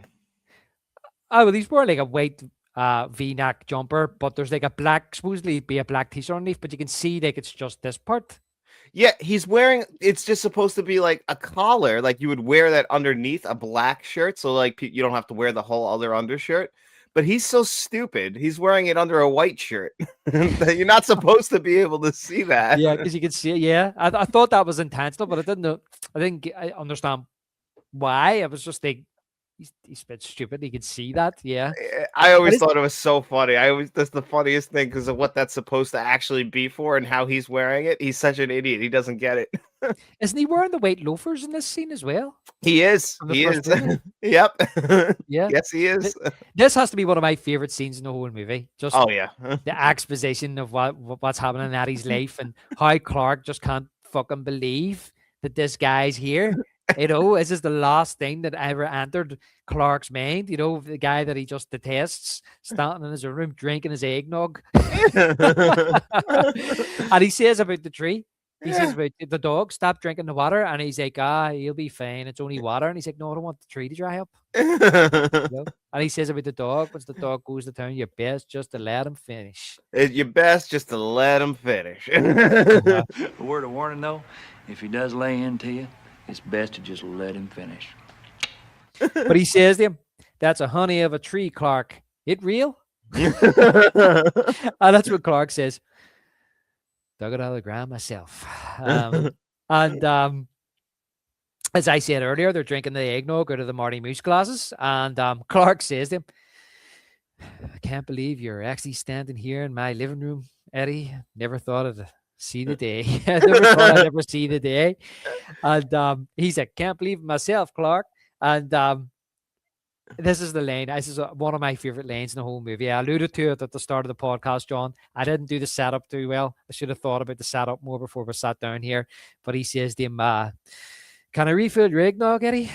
Get you something to eat? Drive you out in the middle of nowhere and leave you for dead? And he's just like, no, I'm good, Clark. Just not even paying attention to what he just said. He's not paying attention. Do you see when Clark says it? He has this big smile on his face as if to say, yeah, I said it, you know. Yeah. I hate him so much. He hates him. he does. He's so chuffed with actually saying that to him. You know what I mean? Mm. So Clark asks him, when did he get the tenement on wheels? And then he hits him with that there's an RV. It's an RV. And he says about he borrowed it off a buddy. He says he took the house. And Clark says to him, it's so nice parked in my driveway. And I absolutely love this part. Addie says to him, but don't you go falling in love with it now, because we're taking it with us when we leave here next month. He spits up his drink. He can't believe it. Chokes on the eggnog. So he does. He chokes on it. So we move on to our second advent calendar of the movie, John. December 18th. And Clark brings his boss a gift. I did some research on Did this. you- I always wondered what was the gift. Do you notice that everyone brings him the same thing? I was just about to say that every single gift on the shelf behind him is the exact same shape. Yeah. Do you know what it is, though? What is the gift? I don't know what it is. So it's actually, I wrote this down. I had to look. So it's just a desk organizer. It's 20. They bought 24 of the same desk organizers, but it's supposed to be in the script, just left up to the viewer. It's not supposed to be anything. It's up to your imagination. That's why there's always theories out there. But what they actually wrapped up in the props department were just the same desk organizer. Right. Okay. Well, he thanks him for what's he thank him for again? He thanks him for something. Although he asks him about the speech, doesn't he? Yeah, The and he said, report. "How'd it go?" And he said, "Good, Griswold," or whatever the hell he says. He calls him Grisball, Griswold. and then he goes, and then he says, "Now, if you excuse me, I'm in the middle of an important call." And he picks the phone up and says, "Get me somebody, anybody." And then he's like, then he waits. And he goes, "And get me somebody while I'm waiting." In other words, fuck off. I don't want to talk to you. Yeah, exactly. Get out of here. You're annoying me just by being here. Just by being here, your presence is just annoying me. You know, Yeah. he's such a dick, but he is that kind of cliche, kind of really Corporate insensitive boss. Yes, but there's this Scrooge spin on him as well. Yeah, he's the absolute worst. Yeah, and he plays it well. He does play it good. He's got the voice for it. That's one thing with that Brian Doyle Murray voice comes in hand. Yeah. Do you remember who he plays in Ghostbusters? No. He's the psychiatrist in the mental hospital. Yes, you're right. I always forget that. And he said, and Bill Murray turns and says to him, "I think all the rest of these guys are nuts." Because they're telling him about Vigo. They're saying, "Vigo, the Carpathian is coming. We've got this pink slime." And he looks up and goes, "Don't look at me. I think these guys are nuts." So then we move on, John, to the snow sledding scene. This is the most ridiculous scene in the movie because it just makes no sense. This is the most ridiculous scene, but I piss myself laughing at it every fucking time because of his antics about this. He calls it a new silicone-based kitchen lubricant. It creates a surface 500 times more slippery than cooking oil. Why the fuck would you need that? I know. Why? And as I say, the ridiculousness is the way Chevy and Randy Quaid play it in this scene. It's so funny. Because look, you've got a movie here that's building up to Christmas Day. So I wouldn't call this filler, but you have to have things in the movie, not to pad it out, but for the audience to be invested in and funny moments. And you have that at the start with them driving, they get the tree, where they make that a plot point. You also have it with him Christmas shopping, and then and I think to a certain extent the subplot with the neighbors is also there to kind of, I don't want to say pad it out because none of it's bad, right? But it's like you got to make a movie, and it's the same with him being trapped in the attic. All these these plot points through but don't really add anything to the final part of the movie, other than it's a funny scene. Yeah. The movie's all about the bonus and the pool and Christmas with the in-laws. But Clark says, "We're gonna fly down that hill with this stuff." But Eddie requests that Clark doesn't use it on his own sled due to the metal plate in his head. He had to have it replaced because every time Catherine revved up the microwave, he'd piss his pants and forget who he was for about half an hour. And he's like, "I don't want a piece of government plastic be the only thing between my head and the ground." And Chevy's like, "You really think it'd make a difference, Eddie?" You see this side here? This is my part. And, if my head gets dented, my hair ain't going to look right. That's what he's worried about. But he says to him, remember the metal plate in my head, Clark? And Clark's like, "Oh, I got to forget." It's like he always mentions it. But then I remember he mentions it in the first movie, doesn't he? And yes, he does. A beer can in his head. And it gets brought up in Vegas Vacation, too.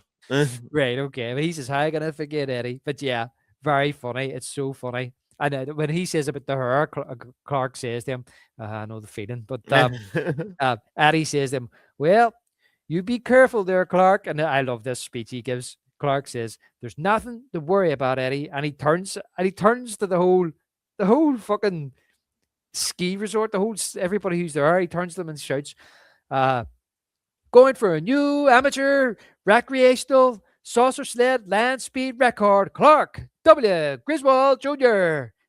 Remember, don't try this at home, kids. I am a professional. Pops the hood on. And he gets down and he's like, kind of sliding back and forward, just ready to go. And then he's like, later, dudes, let her rip. Hang 10. Hang 10. Gone like a bullet. It's like a bullet. You just see like as you say, it's like a bullet, like I'm just flying right down the snow. But it's totally ridiculous. But it's so funny that he just keeps going, where he goes through the trees and out of the forest and across the road with the sparks and all flying behind him. It's insane. It never could happen, but it's funny in the scene.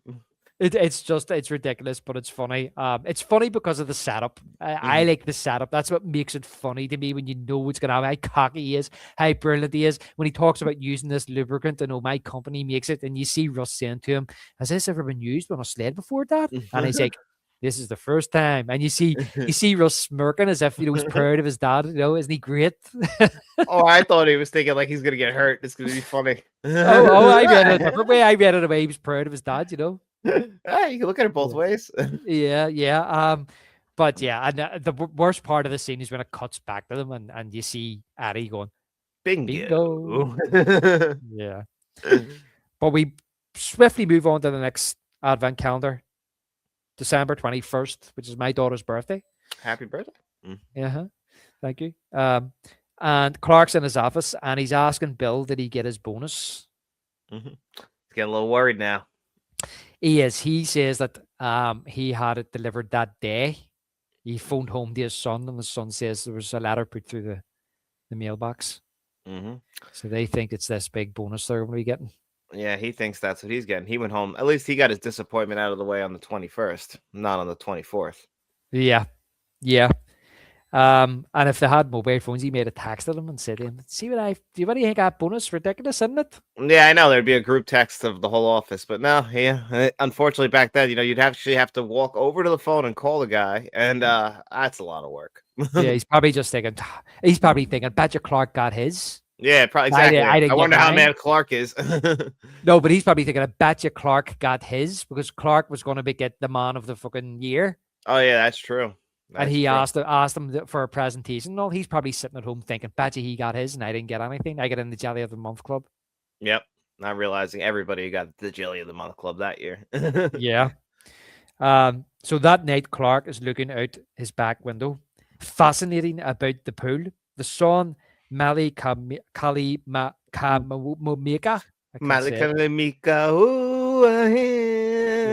I can't sing it. That's a good rendition, John. Thank you. I try. The is a thing to say on a bright white. The Hawaiian Christmas song. Yep, it's pretty good. By Bing Crosby and the Andrews sisters. Yeah. And they bring up Bing Crosby in the movie too. Ever since Bing Crosby squeezed his fat ass. Yeah, that's right. Danny fucking K.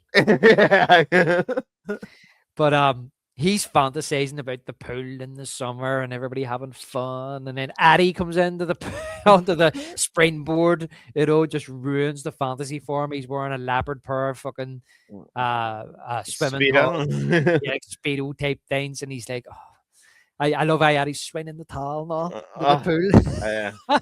Yeah, right. He just ruins it.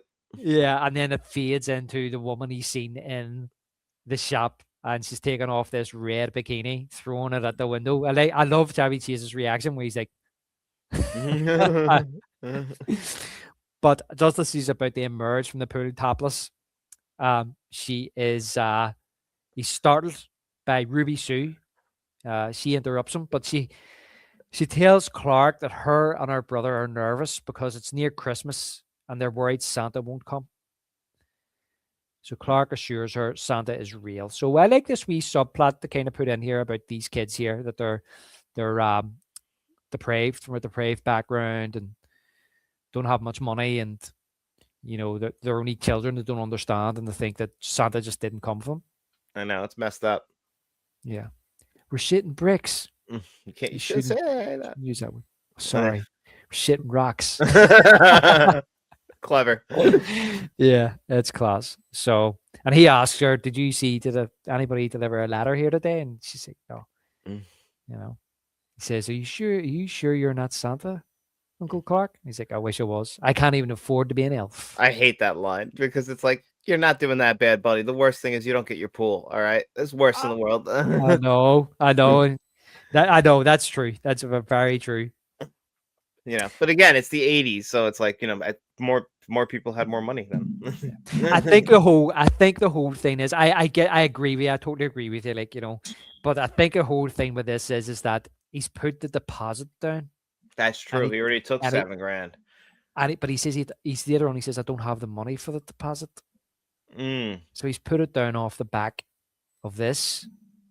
And the thing about a deposit is you don't get it back. Nope. So you'd have to pay it. Yeah. Mm-hmm. I wouldn't be able to swallow that. Mm-hmm. See, I prefer my own life where there's never any money for a deposit. Never in this situation. Well, Clark doesn't have the money for a deposit either. That's right. He's going to have to work with ourselves. Yeah. Yeah. So the next morning, Clark awakes the pandemonium in the kitchen, and he avoids it. He's not putting up. We're all arguing and bickering around the breakfast table. And he goes over to the window, and Alan comes in and asks what he's looking at. And I love this line here from Chevy. He says, "Oh, the silent majesty of a winter's morn, the clean, cool chill of the holiday air, and an asshole in his bathrobe emptying a camel toilet into my store." And there's one of the most famous images and lines from this movie ever, is Eddie in his robe, as he says, still with his hat on, shoes, socks pulled up, with the hose, putting it down the drain, and he turns to Clark and he shouts, "Shitter was full." But I love how the neighbor comes out.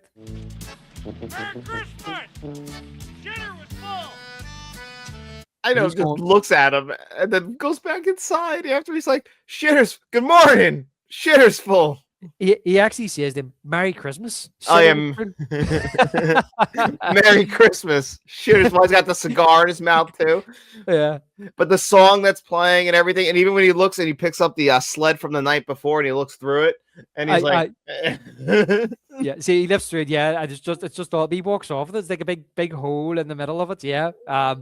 But that's what I love as well, John. All the stuff that gets wrecked and damaged is starting to pile up outside his house. Yeah. There's the reindeers with the fucking Santa, and then that sled, and he's putting his chemical toilet down and all the waste out of it. But they bring the chair to it later. Later on, they bring the chair to it. Yeah. So Alan and Clark discuss Catherine and Addie not having presents for their kids, and Alan says he's been out of work for 7 years, and Clark says in 7 years he couldn't find a job. Catherine says he's been holding out for a management position. That's ridiculous. 7 years. Obviously, it's just an excuse because he knows he's never going to get a management position, or is he that fucking deluded? I don't know. I think he might be delusional. Yeah, he could well be, mate. Yeah, so this is another great scene that I love, John, which contains Addie and Clark and their shopping.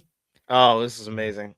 Yeah. Addie comes clean that they had to sell off their house, barn, 10 acres, all these cabins, a 50-foot plot, pigs, and a worm farm. And he says, "If only I had back the money that me and Catherine sent that TV preacher that was screwing the hockey players."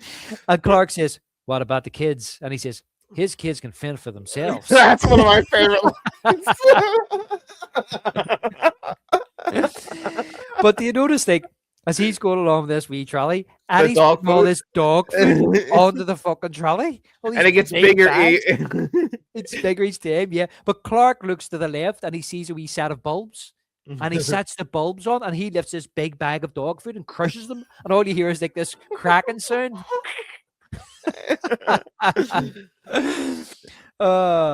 But Clark offers to help Eddie out with his kids for Christmas, and Eddie says, "No, I'm not one for charity, Clark."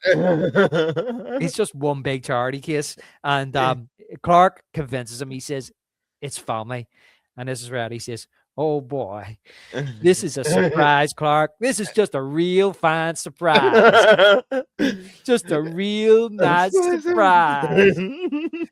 And I love. Do you notice when he's hugging him, right? You can actually hear Clark's back cracking. Yeah. You're like, He's a beast of a man. he's a beastly, bulgy man. So he says he right away pulls a list out of his inside pocket as if he's waiting for Clark to do this. Yeah. Well, he's like, I took the liberty of alphabetizing the list. Right, but do you hear what he says? He says, starting with Catherine. He says, we'll help you with the kids. That's his wife. Yeah, you can help with the wife too. Yeah, and then he says, if it isn't too much, I'd like to get something for you, Clark. Something real nice. Real nice. Something real nice. He's buying Clark something out of his own money. He's buying it for himself. yeah. Another pair of white loafers. But this is where we're getting into the third act, John. Mm-hmm. We're heading into the third act here.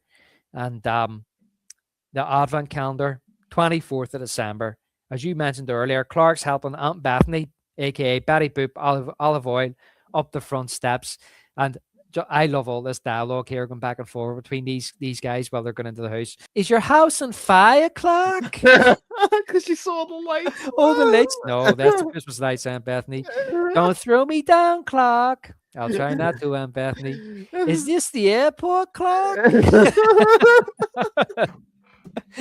And Uncle Lewis, his opening line as well. Hey, Grizz, me and Bethany figured out the perfect gift for you. And Clark says, oh, Uncle Lewis, you didn't have to buy me anything. Oh, damn it, Bethany. He guessed it. And he takes his hat off, and his wig is attached to the inside of the hat. I love Chevy Chase's face here, along with I think Aunt Catherine's or cousin Catherine's, or she's the same. She's like she can't believe, like, oh my god, his hair's off. We gotta get it back on. See when he puts it on his head and he goes like that. Yeah, just put it back there. And it looks ridiculous. Anyway. It is ridiculous, yeah. And yeah. So Ellen says about Bethany's presence, you shouldn't have done that. And Bethany says, did I break wind? And she's like, Jesus, did the room clear up, Bethany? You shouldn't have brought presents. Talking about the presents. The presents are ridiculous too. Yeah. Ellen suggests that they go into the living room and say hello to everybody. And she's like, hello, everybody. Can I say it? I should say it. I should say, hello, everybody. You should say it. Hello, everybody. The presents come out, and she's basically wrapped her cat up. The Jello mold. You guys in America call it Jello mold. We call it jelly. Jelly? Oh, really? That's it. Just jelly. Yeah. Just jelly? Makes sense. Just shortened it up. Yeah, it's just jelly. Yeah, well, they say to Russ, she doesn't have much money, so she goes about the house wrapping things up and gives them to people. Makes sense. Yeah. So they say to let the cat out, so let it roam about. And now we move into the turkey carving scene, John. An iconic scene. Oh, yeah. Clark suggests Bethany says Grace since it's her 80th Christmas. And I love how Lewis turns... she says, Grace passed away 30 years ago. I love how Lewis turns out and goes, the blessing! And Bethany says, decides to sing she says it. She sings it at the end. She just says it here. The U.S. National Anthem. Yeah. Star-Spangled Banner. No, this is the Pledge of Allegiance. Oh, sorry, the Pledge of Allegiance. I thought it was the Star-Spangled Banner. I Silly guess you me. probably don't know about this. Yeah, in school in the United States, they don't do this anymore, but they did when I was in school. You would stand up at the beginning of every day. They would go over the loudspeaker and say, "We're going to stand for the Pledge of Allegiance," and they would do what Aunt Bethany did. We all put our hand over our heart and say what she just said, and then we'd sit at our desks to start the So, day.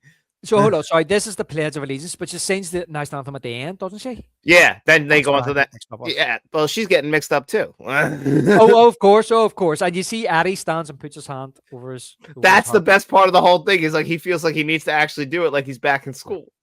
Yeah. I remember when I was in school, like in assembly, they would I remember sometimes they would sing the Irish national anthem.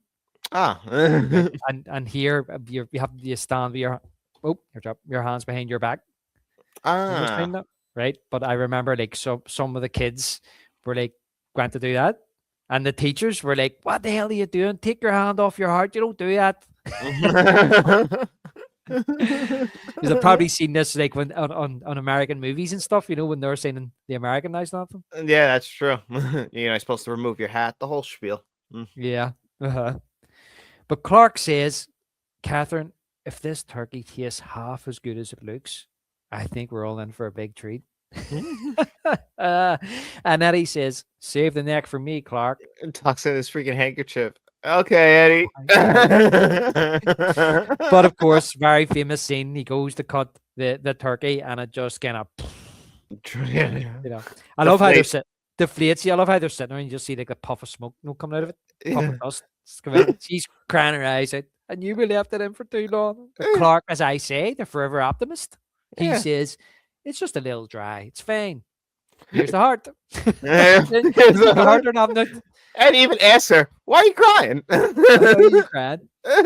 You would put it into your eye. So we'll have a series of events here, John, that happened during the dinner. Mm-hmm. So while they're eating the dinner, the cat starts chewing on the Christmas lights. Mm-hmm. Clark tells the kids on the news a pilot spotted a Santa sled on its way in from New York. And this is the best. The best. You serious, Clark? Serious, Clark? And he has to look at him like. No. Does he think like Clark believes this? It's No, unbelievable. It's brilliant. And you can tell like Addie's starting to get on his nerves when he's sitting at the hand, Nick, he's saying, "Oh, the food's great, give me more of that over." And then the dog is under the bloody table. And he's feeding him under the table. And he's choking, and that's when he's like, Eddie, I think there's something wrong with the dog. All right. Well, actually, he says you shouldn't feed him from the table, and he says, "You're right." He says, "But I think he went through the trash earlier." Yeah. And he said that's why he's actually choking. That's why he's choking.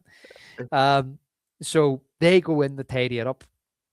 And this is where you hear Uncle Lewis shouting in, hey, Grizz, if you're not doing anything constructive, run into the living room and get my stogie."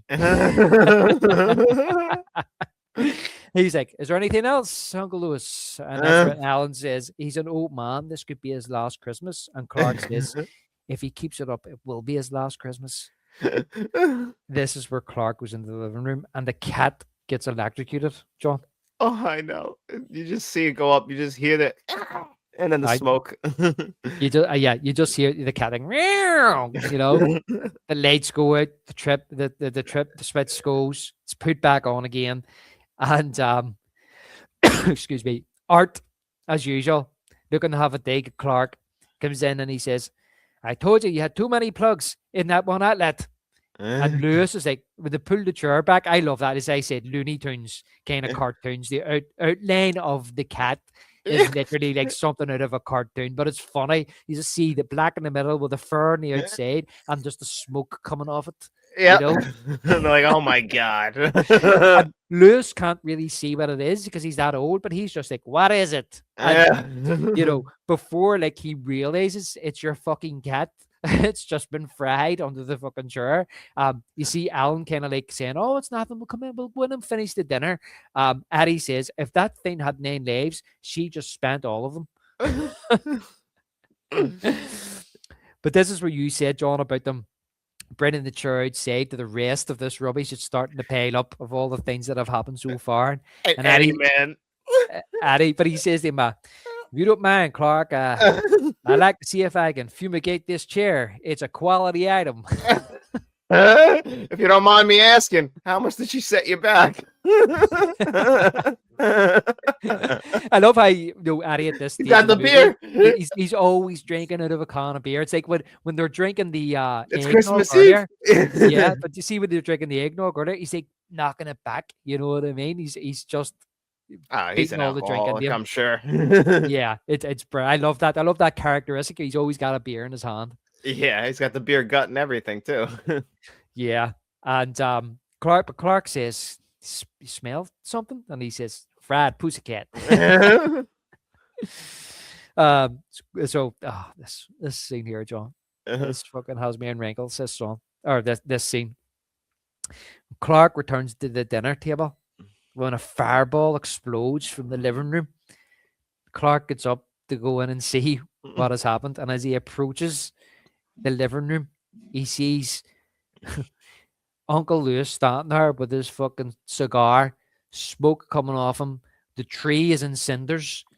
Clark is like nearly in tears, and he's like, Lewis? My tree.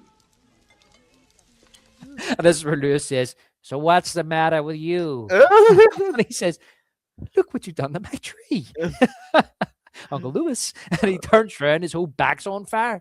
Yeah.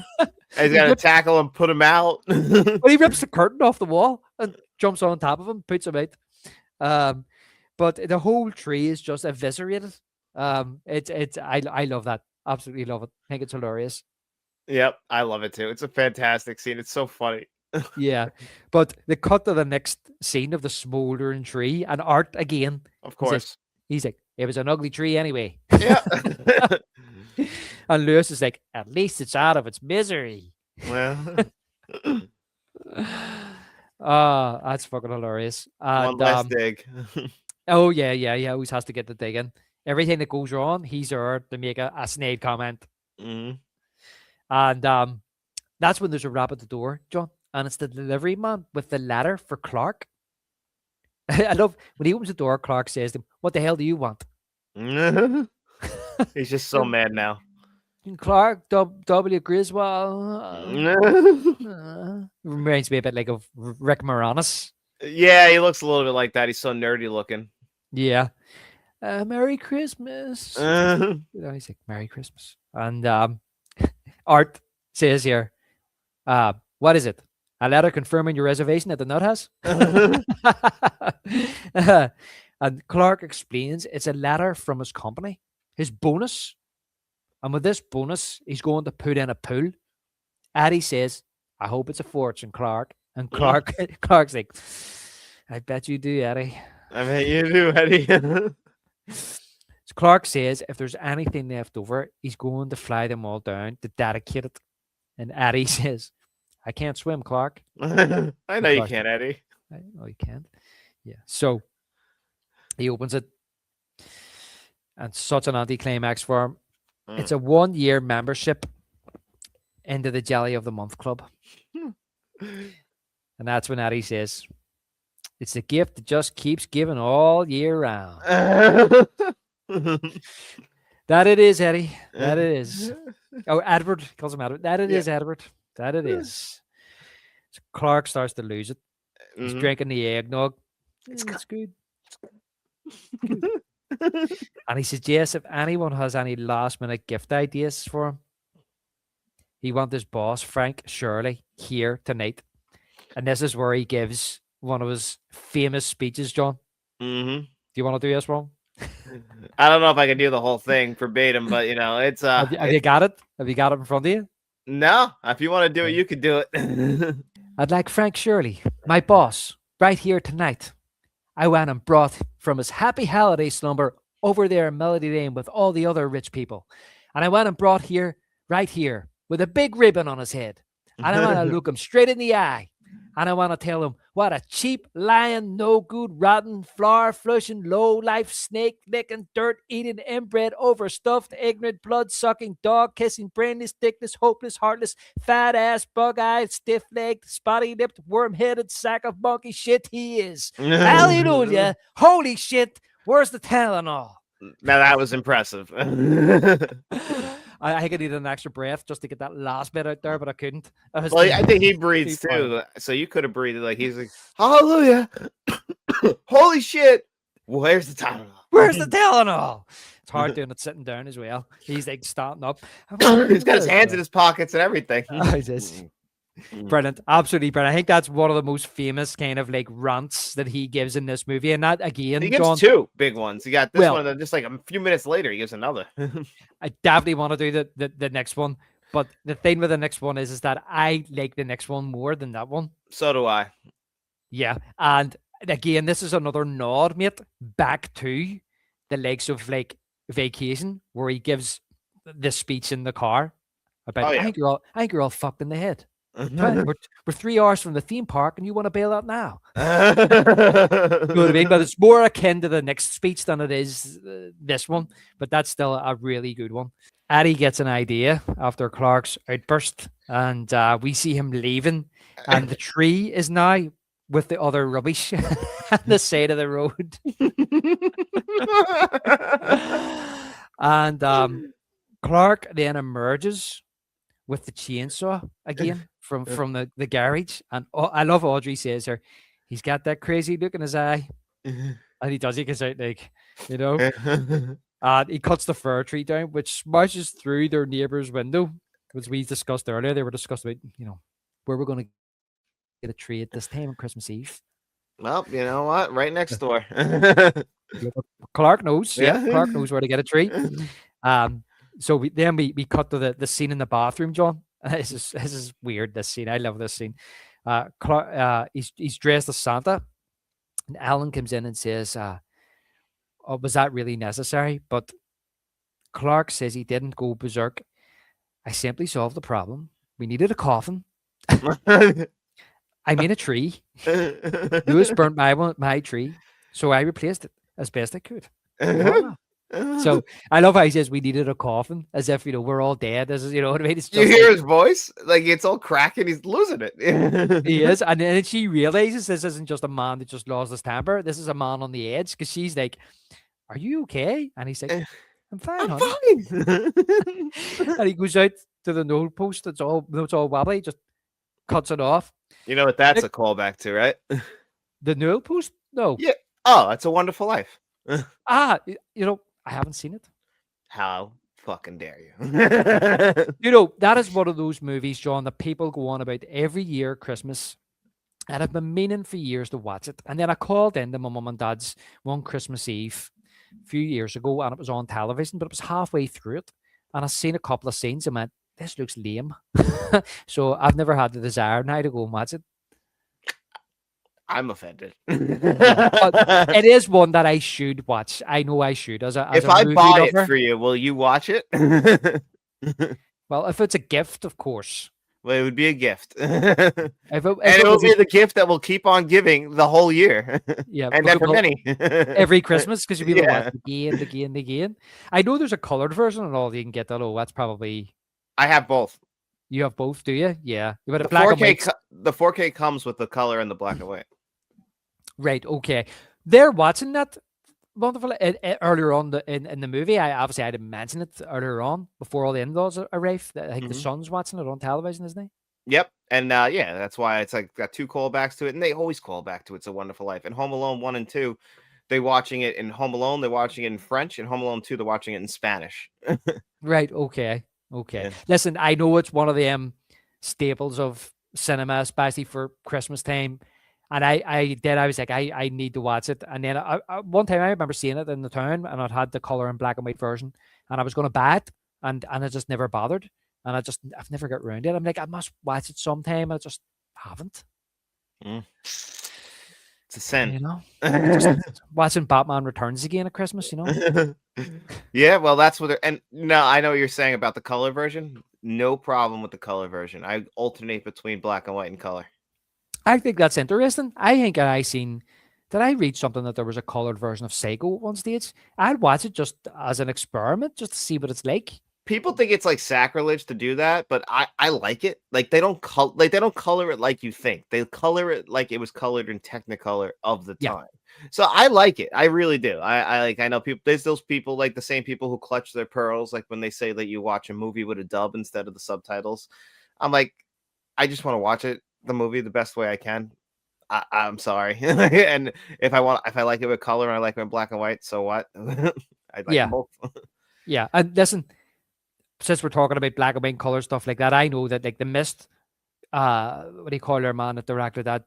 Frank Darabont says he originally wanted to make it in black and white.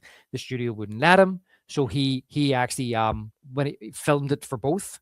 And so when he knew, because when it came out in physical media, he could put it in black and white. And you can get both versions of that. And it's kind of like Sego 2, they wanted to make that in black and white, but the studio wouldn't allow them. And it's been always interesting to me that I would love to see a black and white version of the likes of Batman and Batman Returns, because I think it would look amazing.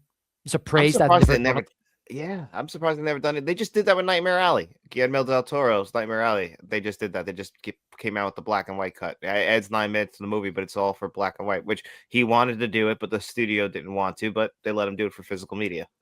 Yeah. I just think the way, especially Batman 89, even Batman Returns, the way they're shot, I think would lend itself to being amazing black and white experiences. I don't think I would watch it. I don't think it would be my default watch, but it would be interesting.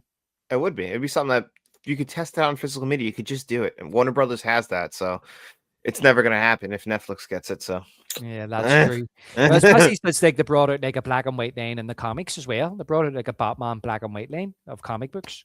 Okay, back to Clark's mental breakdown. I was completely off where we went from there. Yeah, well, it's just after he's cut the post. He's just fixed it. So we cut to the next scene. Clark is putting presents under the tree, the new Christmas tree, and all is quiet. When Bethany hears a squeaking sound, John, you could say yes one if you want. You mentioned it earlier. She's like, you hear squeaking? And then he's like, you couldn't hear a dump truck driving through a nitroglycerin plant.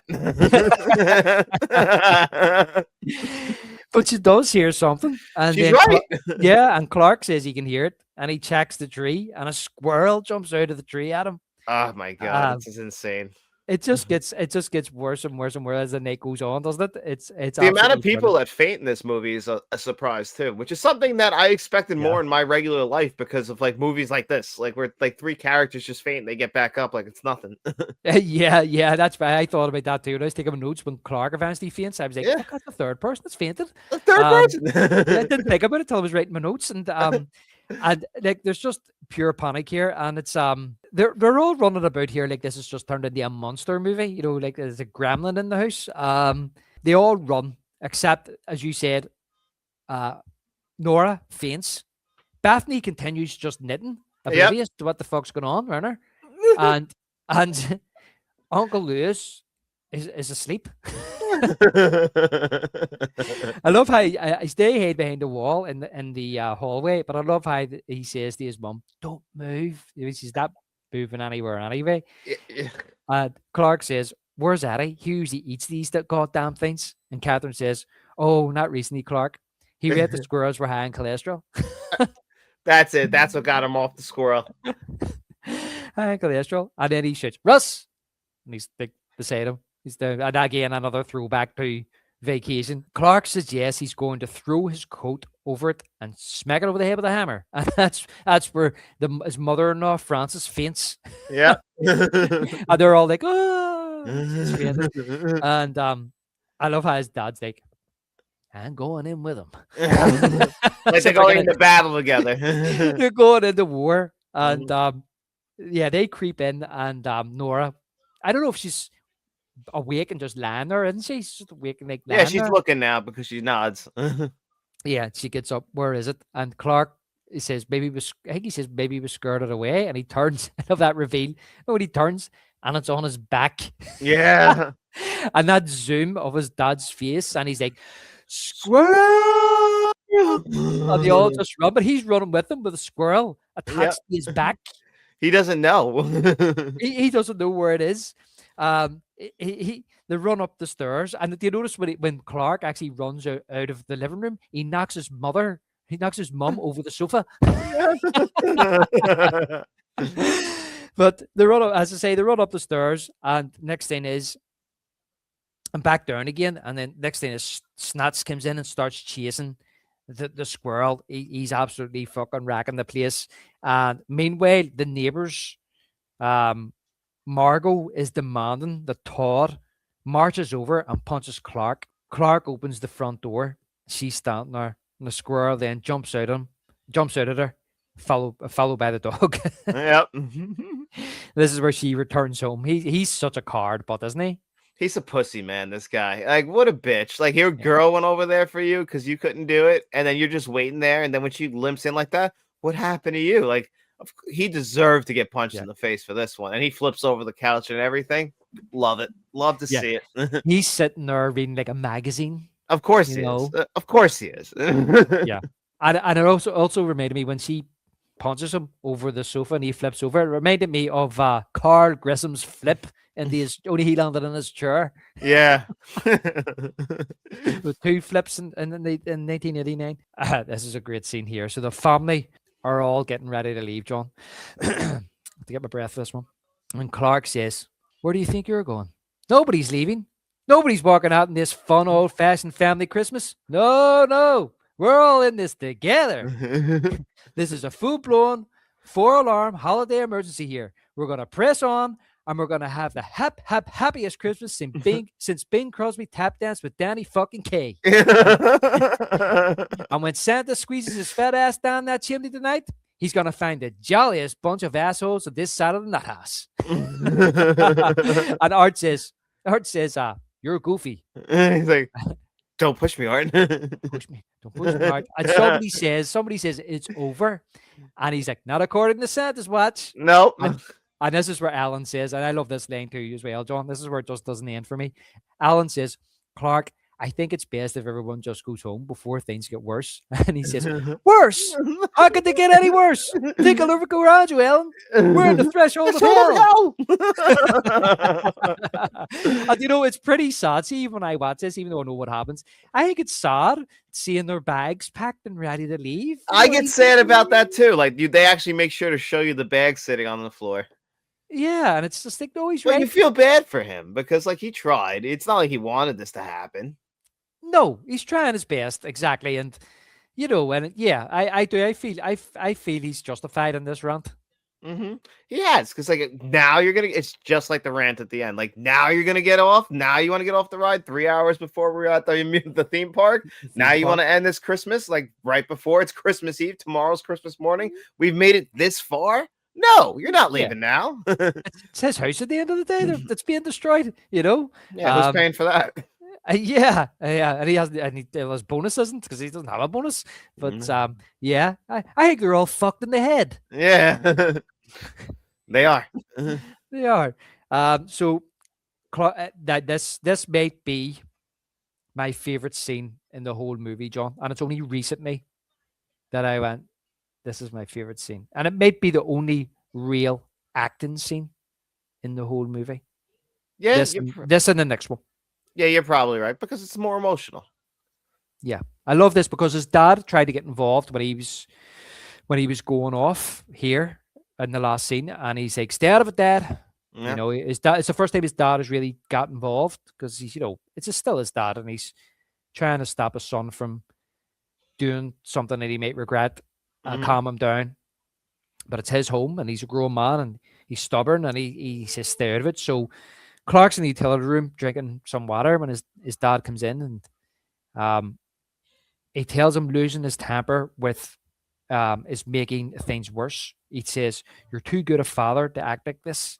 In years to come, you'll want your family to remember all the love you gave us and how hard you tried to make the perfect Christmas." And I love how he says to him, he's like, "But I just," and he says, "You just cocked up." And then he catches himself on. He realizes, he's like, and like he doesn't want to insult him, or he's like, "Oh no, it's okay, it happens." Yeah, exactly. Like it happened to me. Like, it's understandable.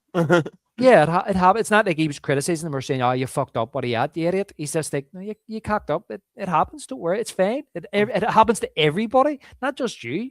So don't be losing it with everybody." And Clark says to him, "Our holidays were always such a mess. How did you ever get through it?" And I love this. This is where he says, "I had a lot of help from Jack Daniels." It's a great line. It's a great line, and the laugh and the hug, and he tells Clark Jr. he loves him.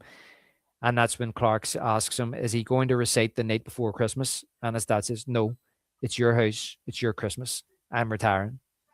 I love that too. It is a great scene. You're right. And I understand why this would be your favorite scene. It's one of my favorite scenes in the movie too. Yeah. I think the older I get, when I see that, I think it's the best scene. And because, again, this is a comedy movie, there's slapstick, there's craziness going on, there's funny lines, there's great scenes, there's great acting, great comedy acting, Addie and him and Aunt Bethany and Lewis. But this just is to me a proper acting scene, and they play it so straight. I And that completely line agree. and that line he says about help from Jack Daniels, it could be in any movie. Yeah, that's true. Yeah. Yeah. To lighten the mood, to say, you don't know it, but I know it. That's what Yeah. helped me through. That's how we got through it. And you didn't have to see it. Like, exactly. Like, like I was there. Everything seemed fine, right? Like, I was having a hard time though.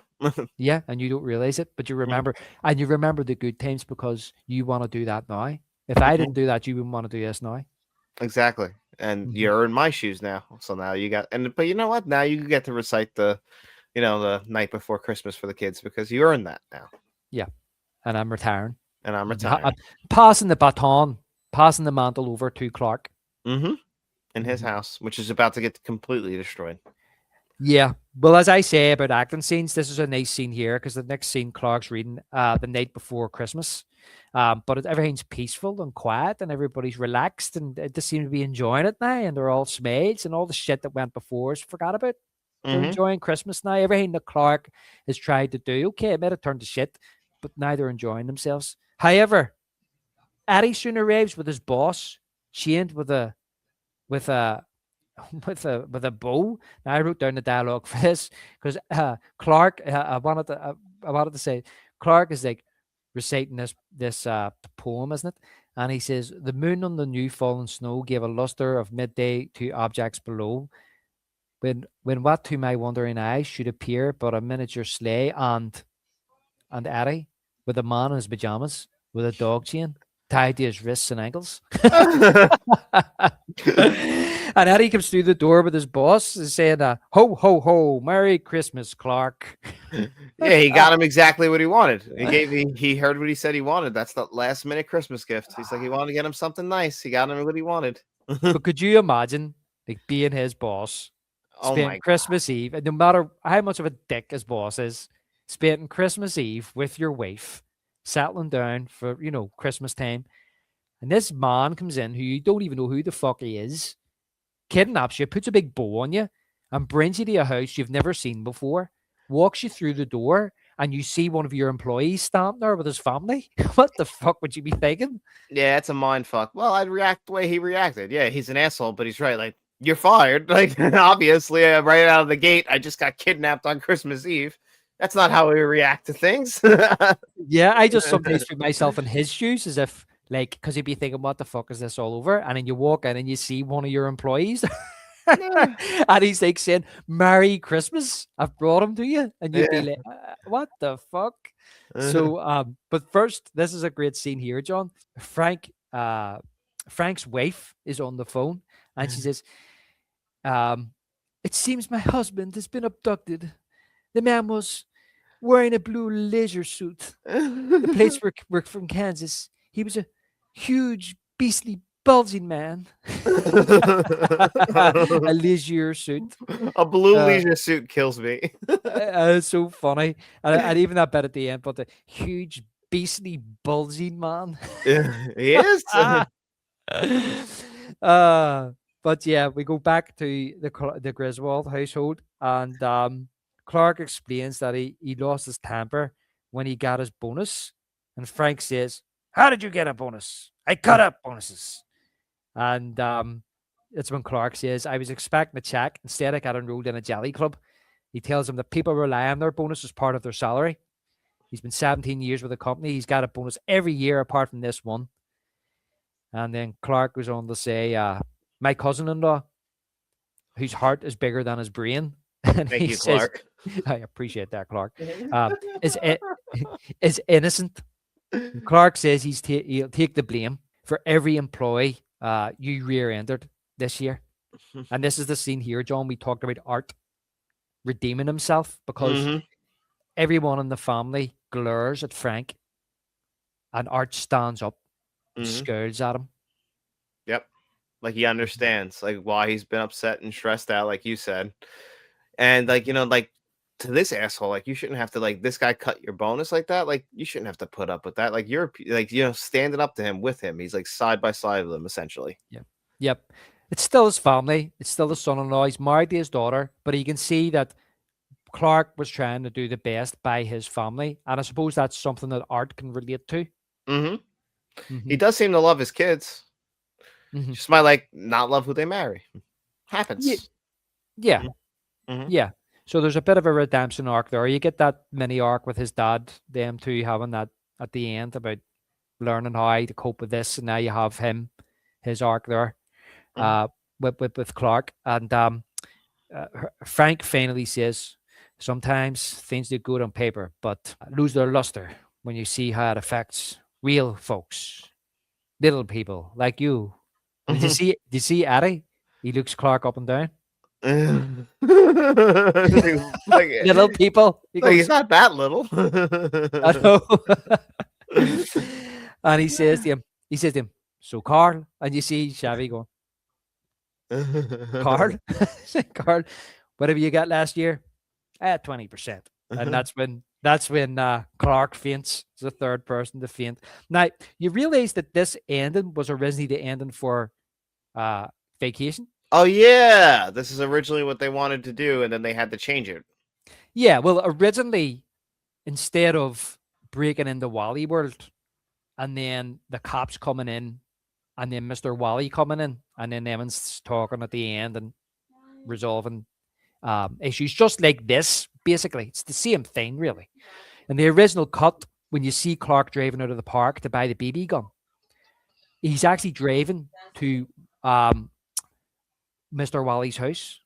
He's gonna hold them hostage, right? They kidnap him, and they send the SWAT team in. So they do. But that was the original end. They tested it, and the audience didn't like it. They didn't like the fact that Clark became like a kidnapper. They thought it became very sinister and dark, and they didn't like that. So what they done was they reshot the ending of Vacation.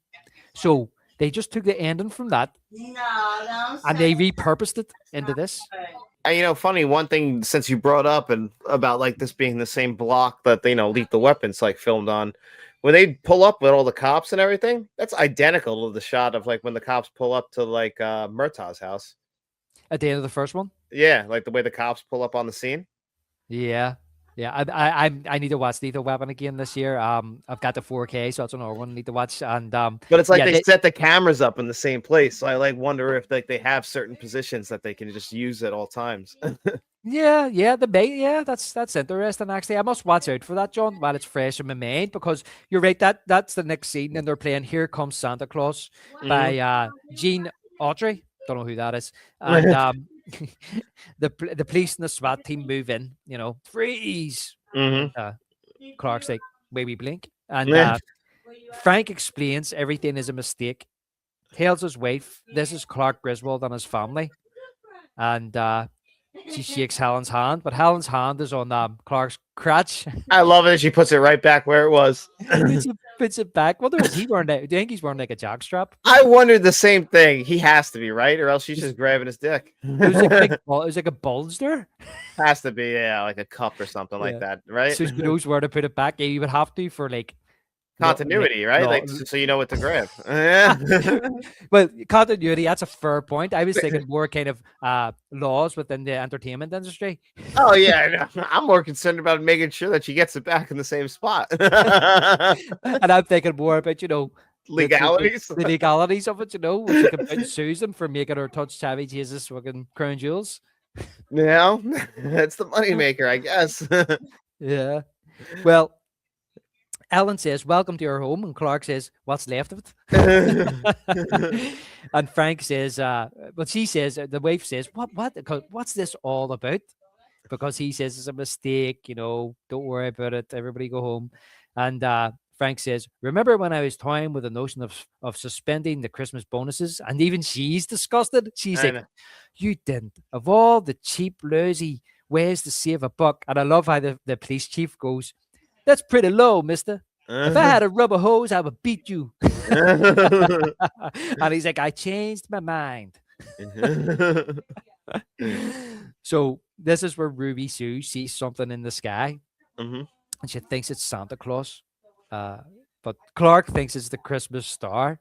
And here we have a message from Clark. And it's a sweet wee message where he says, "And that's all that matters tonight. Not bonuses or gifts or turkeys or trees. It means something different to everyone. See, kids, now I know what it means to me." Mhm. Now he's got his bonus. I said the same thing the other night to Faith. I was like, yeah, of course. After he got the bonus, he wouldn't be saying this if he didn't. No, he wouldn't. I don't believe he would. And Lewis says, "That ain't the friggin' Christmas star, Grizz. It's a light on the sewage treatment plant." And Clark shouts, "Sewer gas. Don't drop that." There's massive explosion. I love how you see Uncle Lewis flying through the air and he lands beside Clark. And then the reindeers as well and Santa shoot off into the sky. And that's when Bethany starts singing the national anthem Yep. as the ornaments fly past the moon. You see that Clark like putting out Uncle Lewis and before he stands him up, and Lewis takes his wig off and puts it over his heart. Yeah, because you got to take your hat off for the national anthem. He takes his wig off. It's He's not his starting like hair. it's her. He's starting like a fucking big fucking a stogie. He's got a stogie. Go get my stogie. Yeah, I love that this when this film towards the end here, it just warms my heart, John. It uplifts me. It And does. just seeing them all kind of celebrating and having a good time in the living room, including Frank, his boss, his wife, and the cops. Yeah, the cops are hanging out now too. The cops are in there too, and Clark's just standing outside, and Ellen comes out and says, "Merry Christmas, Sparky," and he says, "Merry Christmas," and then she goes into the house and he turns and he says, "I did it." But you did. Yeah. And it says the end. But then it cuts back to the house with a Christmas Vacation song starting. And I love that pan up into the sky. He just stays in position too. I like how the camera like fades out while he like fades kind of back a little bit at a pretty slow pace, and like he's still just looking up. Yeah. With the dog.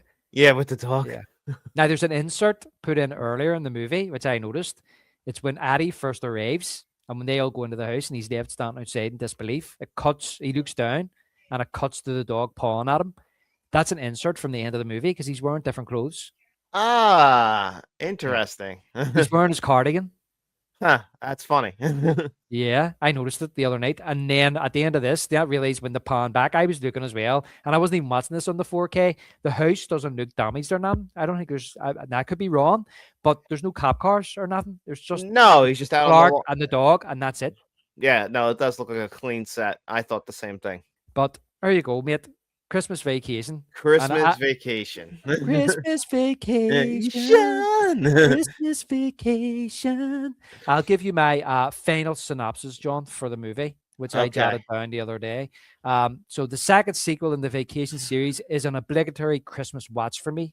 Over the years, it has become my favorite Christmas movie, and the older I get, the more I empathize and feel like Clark Griswold, a man who just wants his family to have a brilliant, memorable Christmas, just for everything to go wrong and receive that Christmas bonus after working hard all year round, only to get shafted.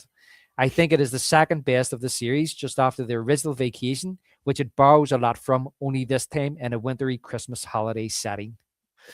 You are 100% right. It's hard to disagree with that, other than I would say that this is still my favorite Vacation movie. As much as I love the original Vacation, just like a lot of ways with Indiana Jones, you already took the formula that worked and you perfected it when you got to the third one in the series with The Last Crusade or Christmas Vacation. In this sense, I just personally, it is a Christmas staple.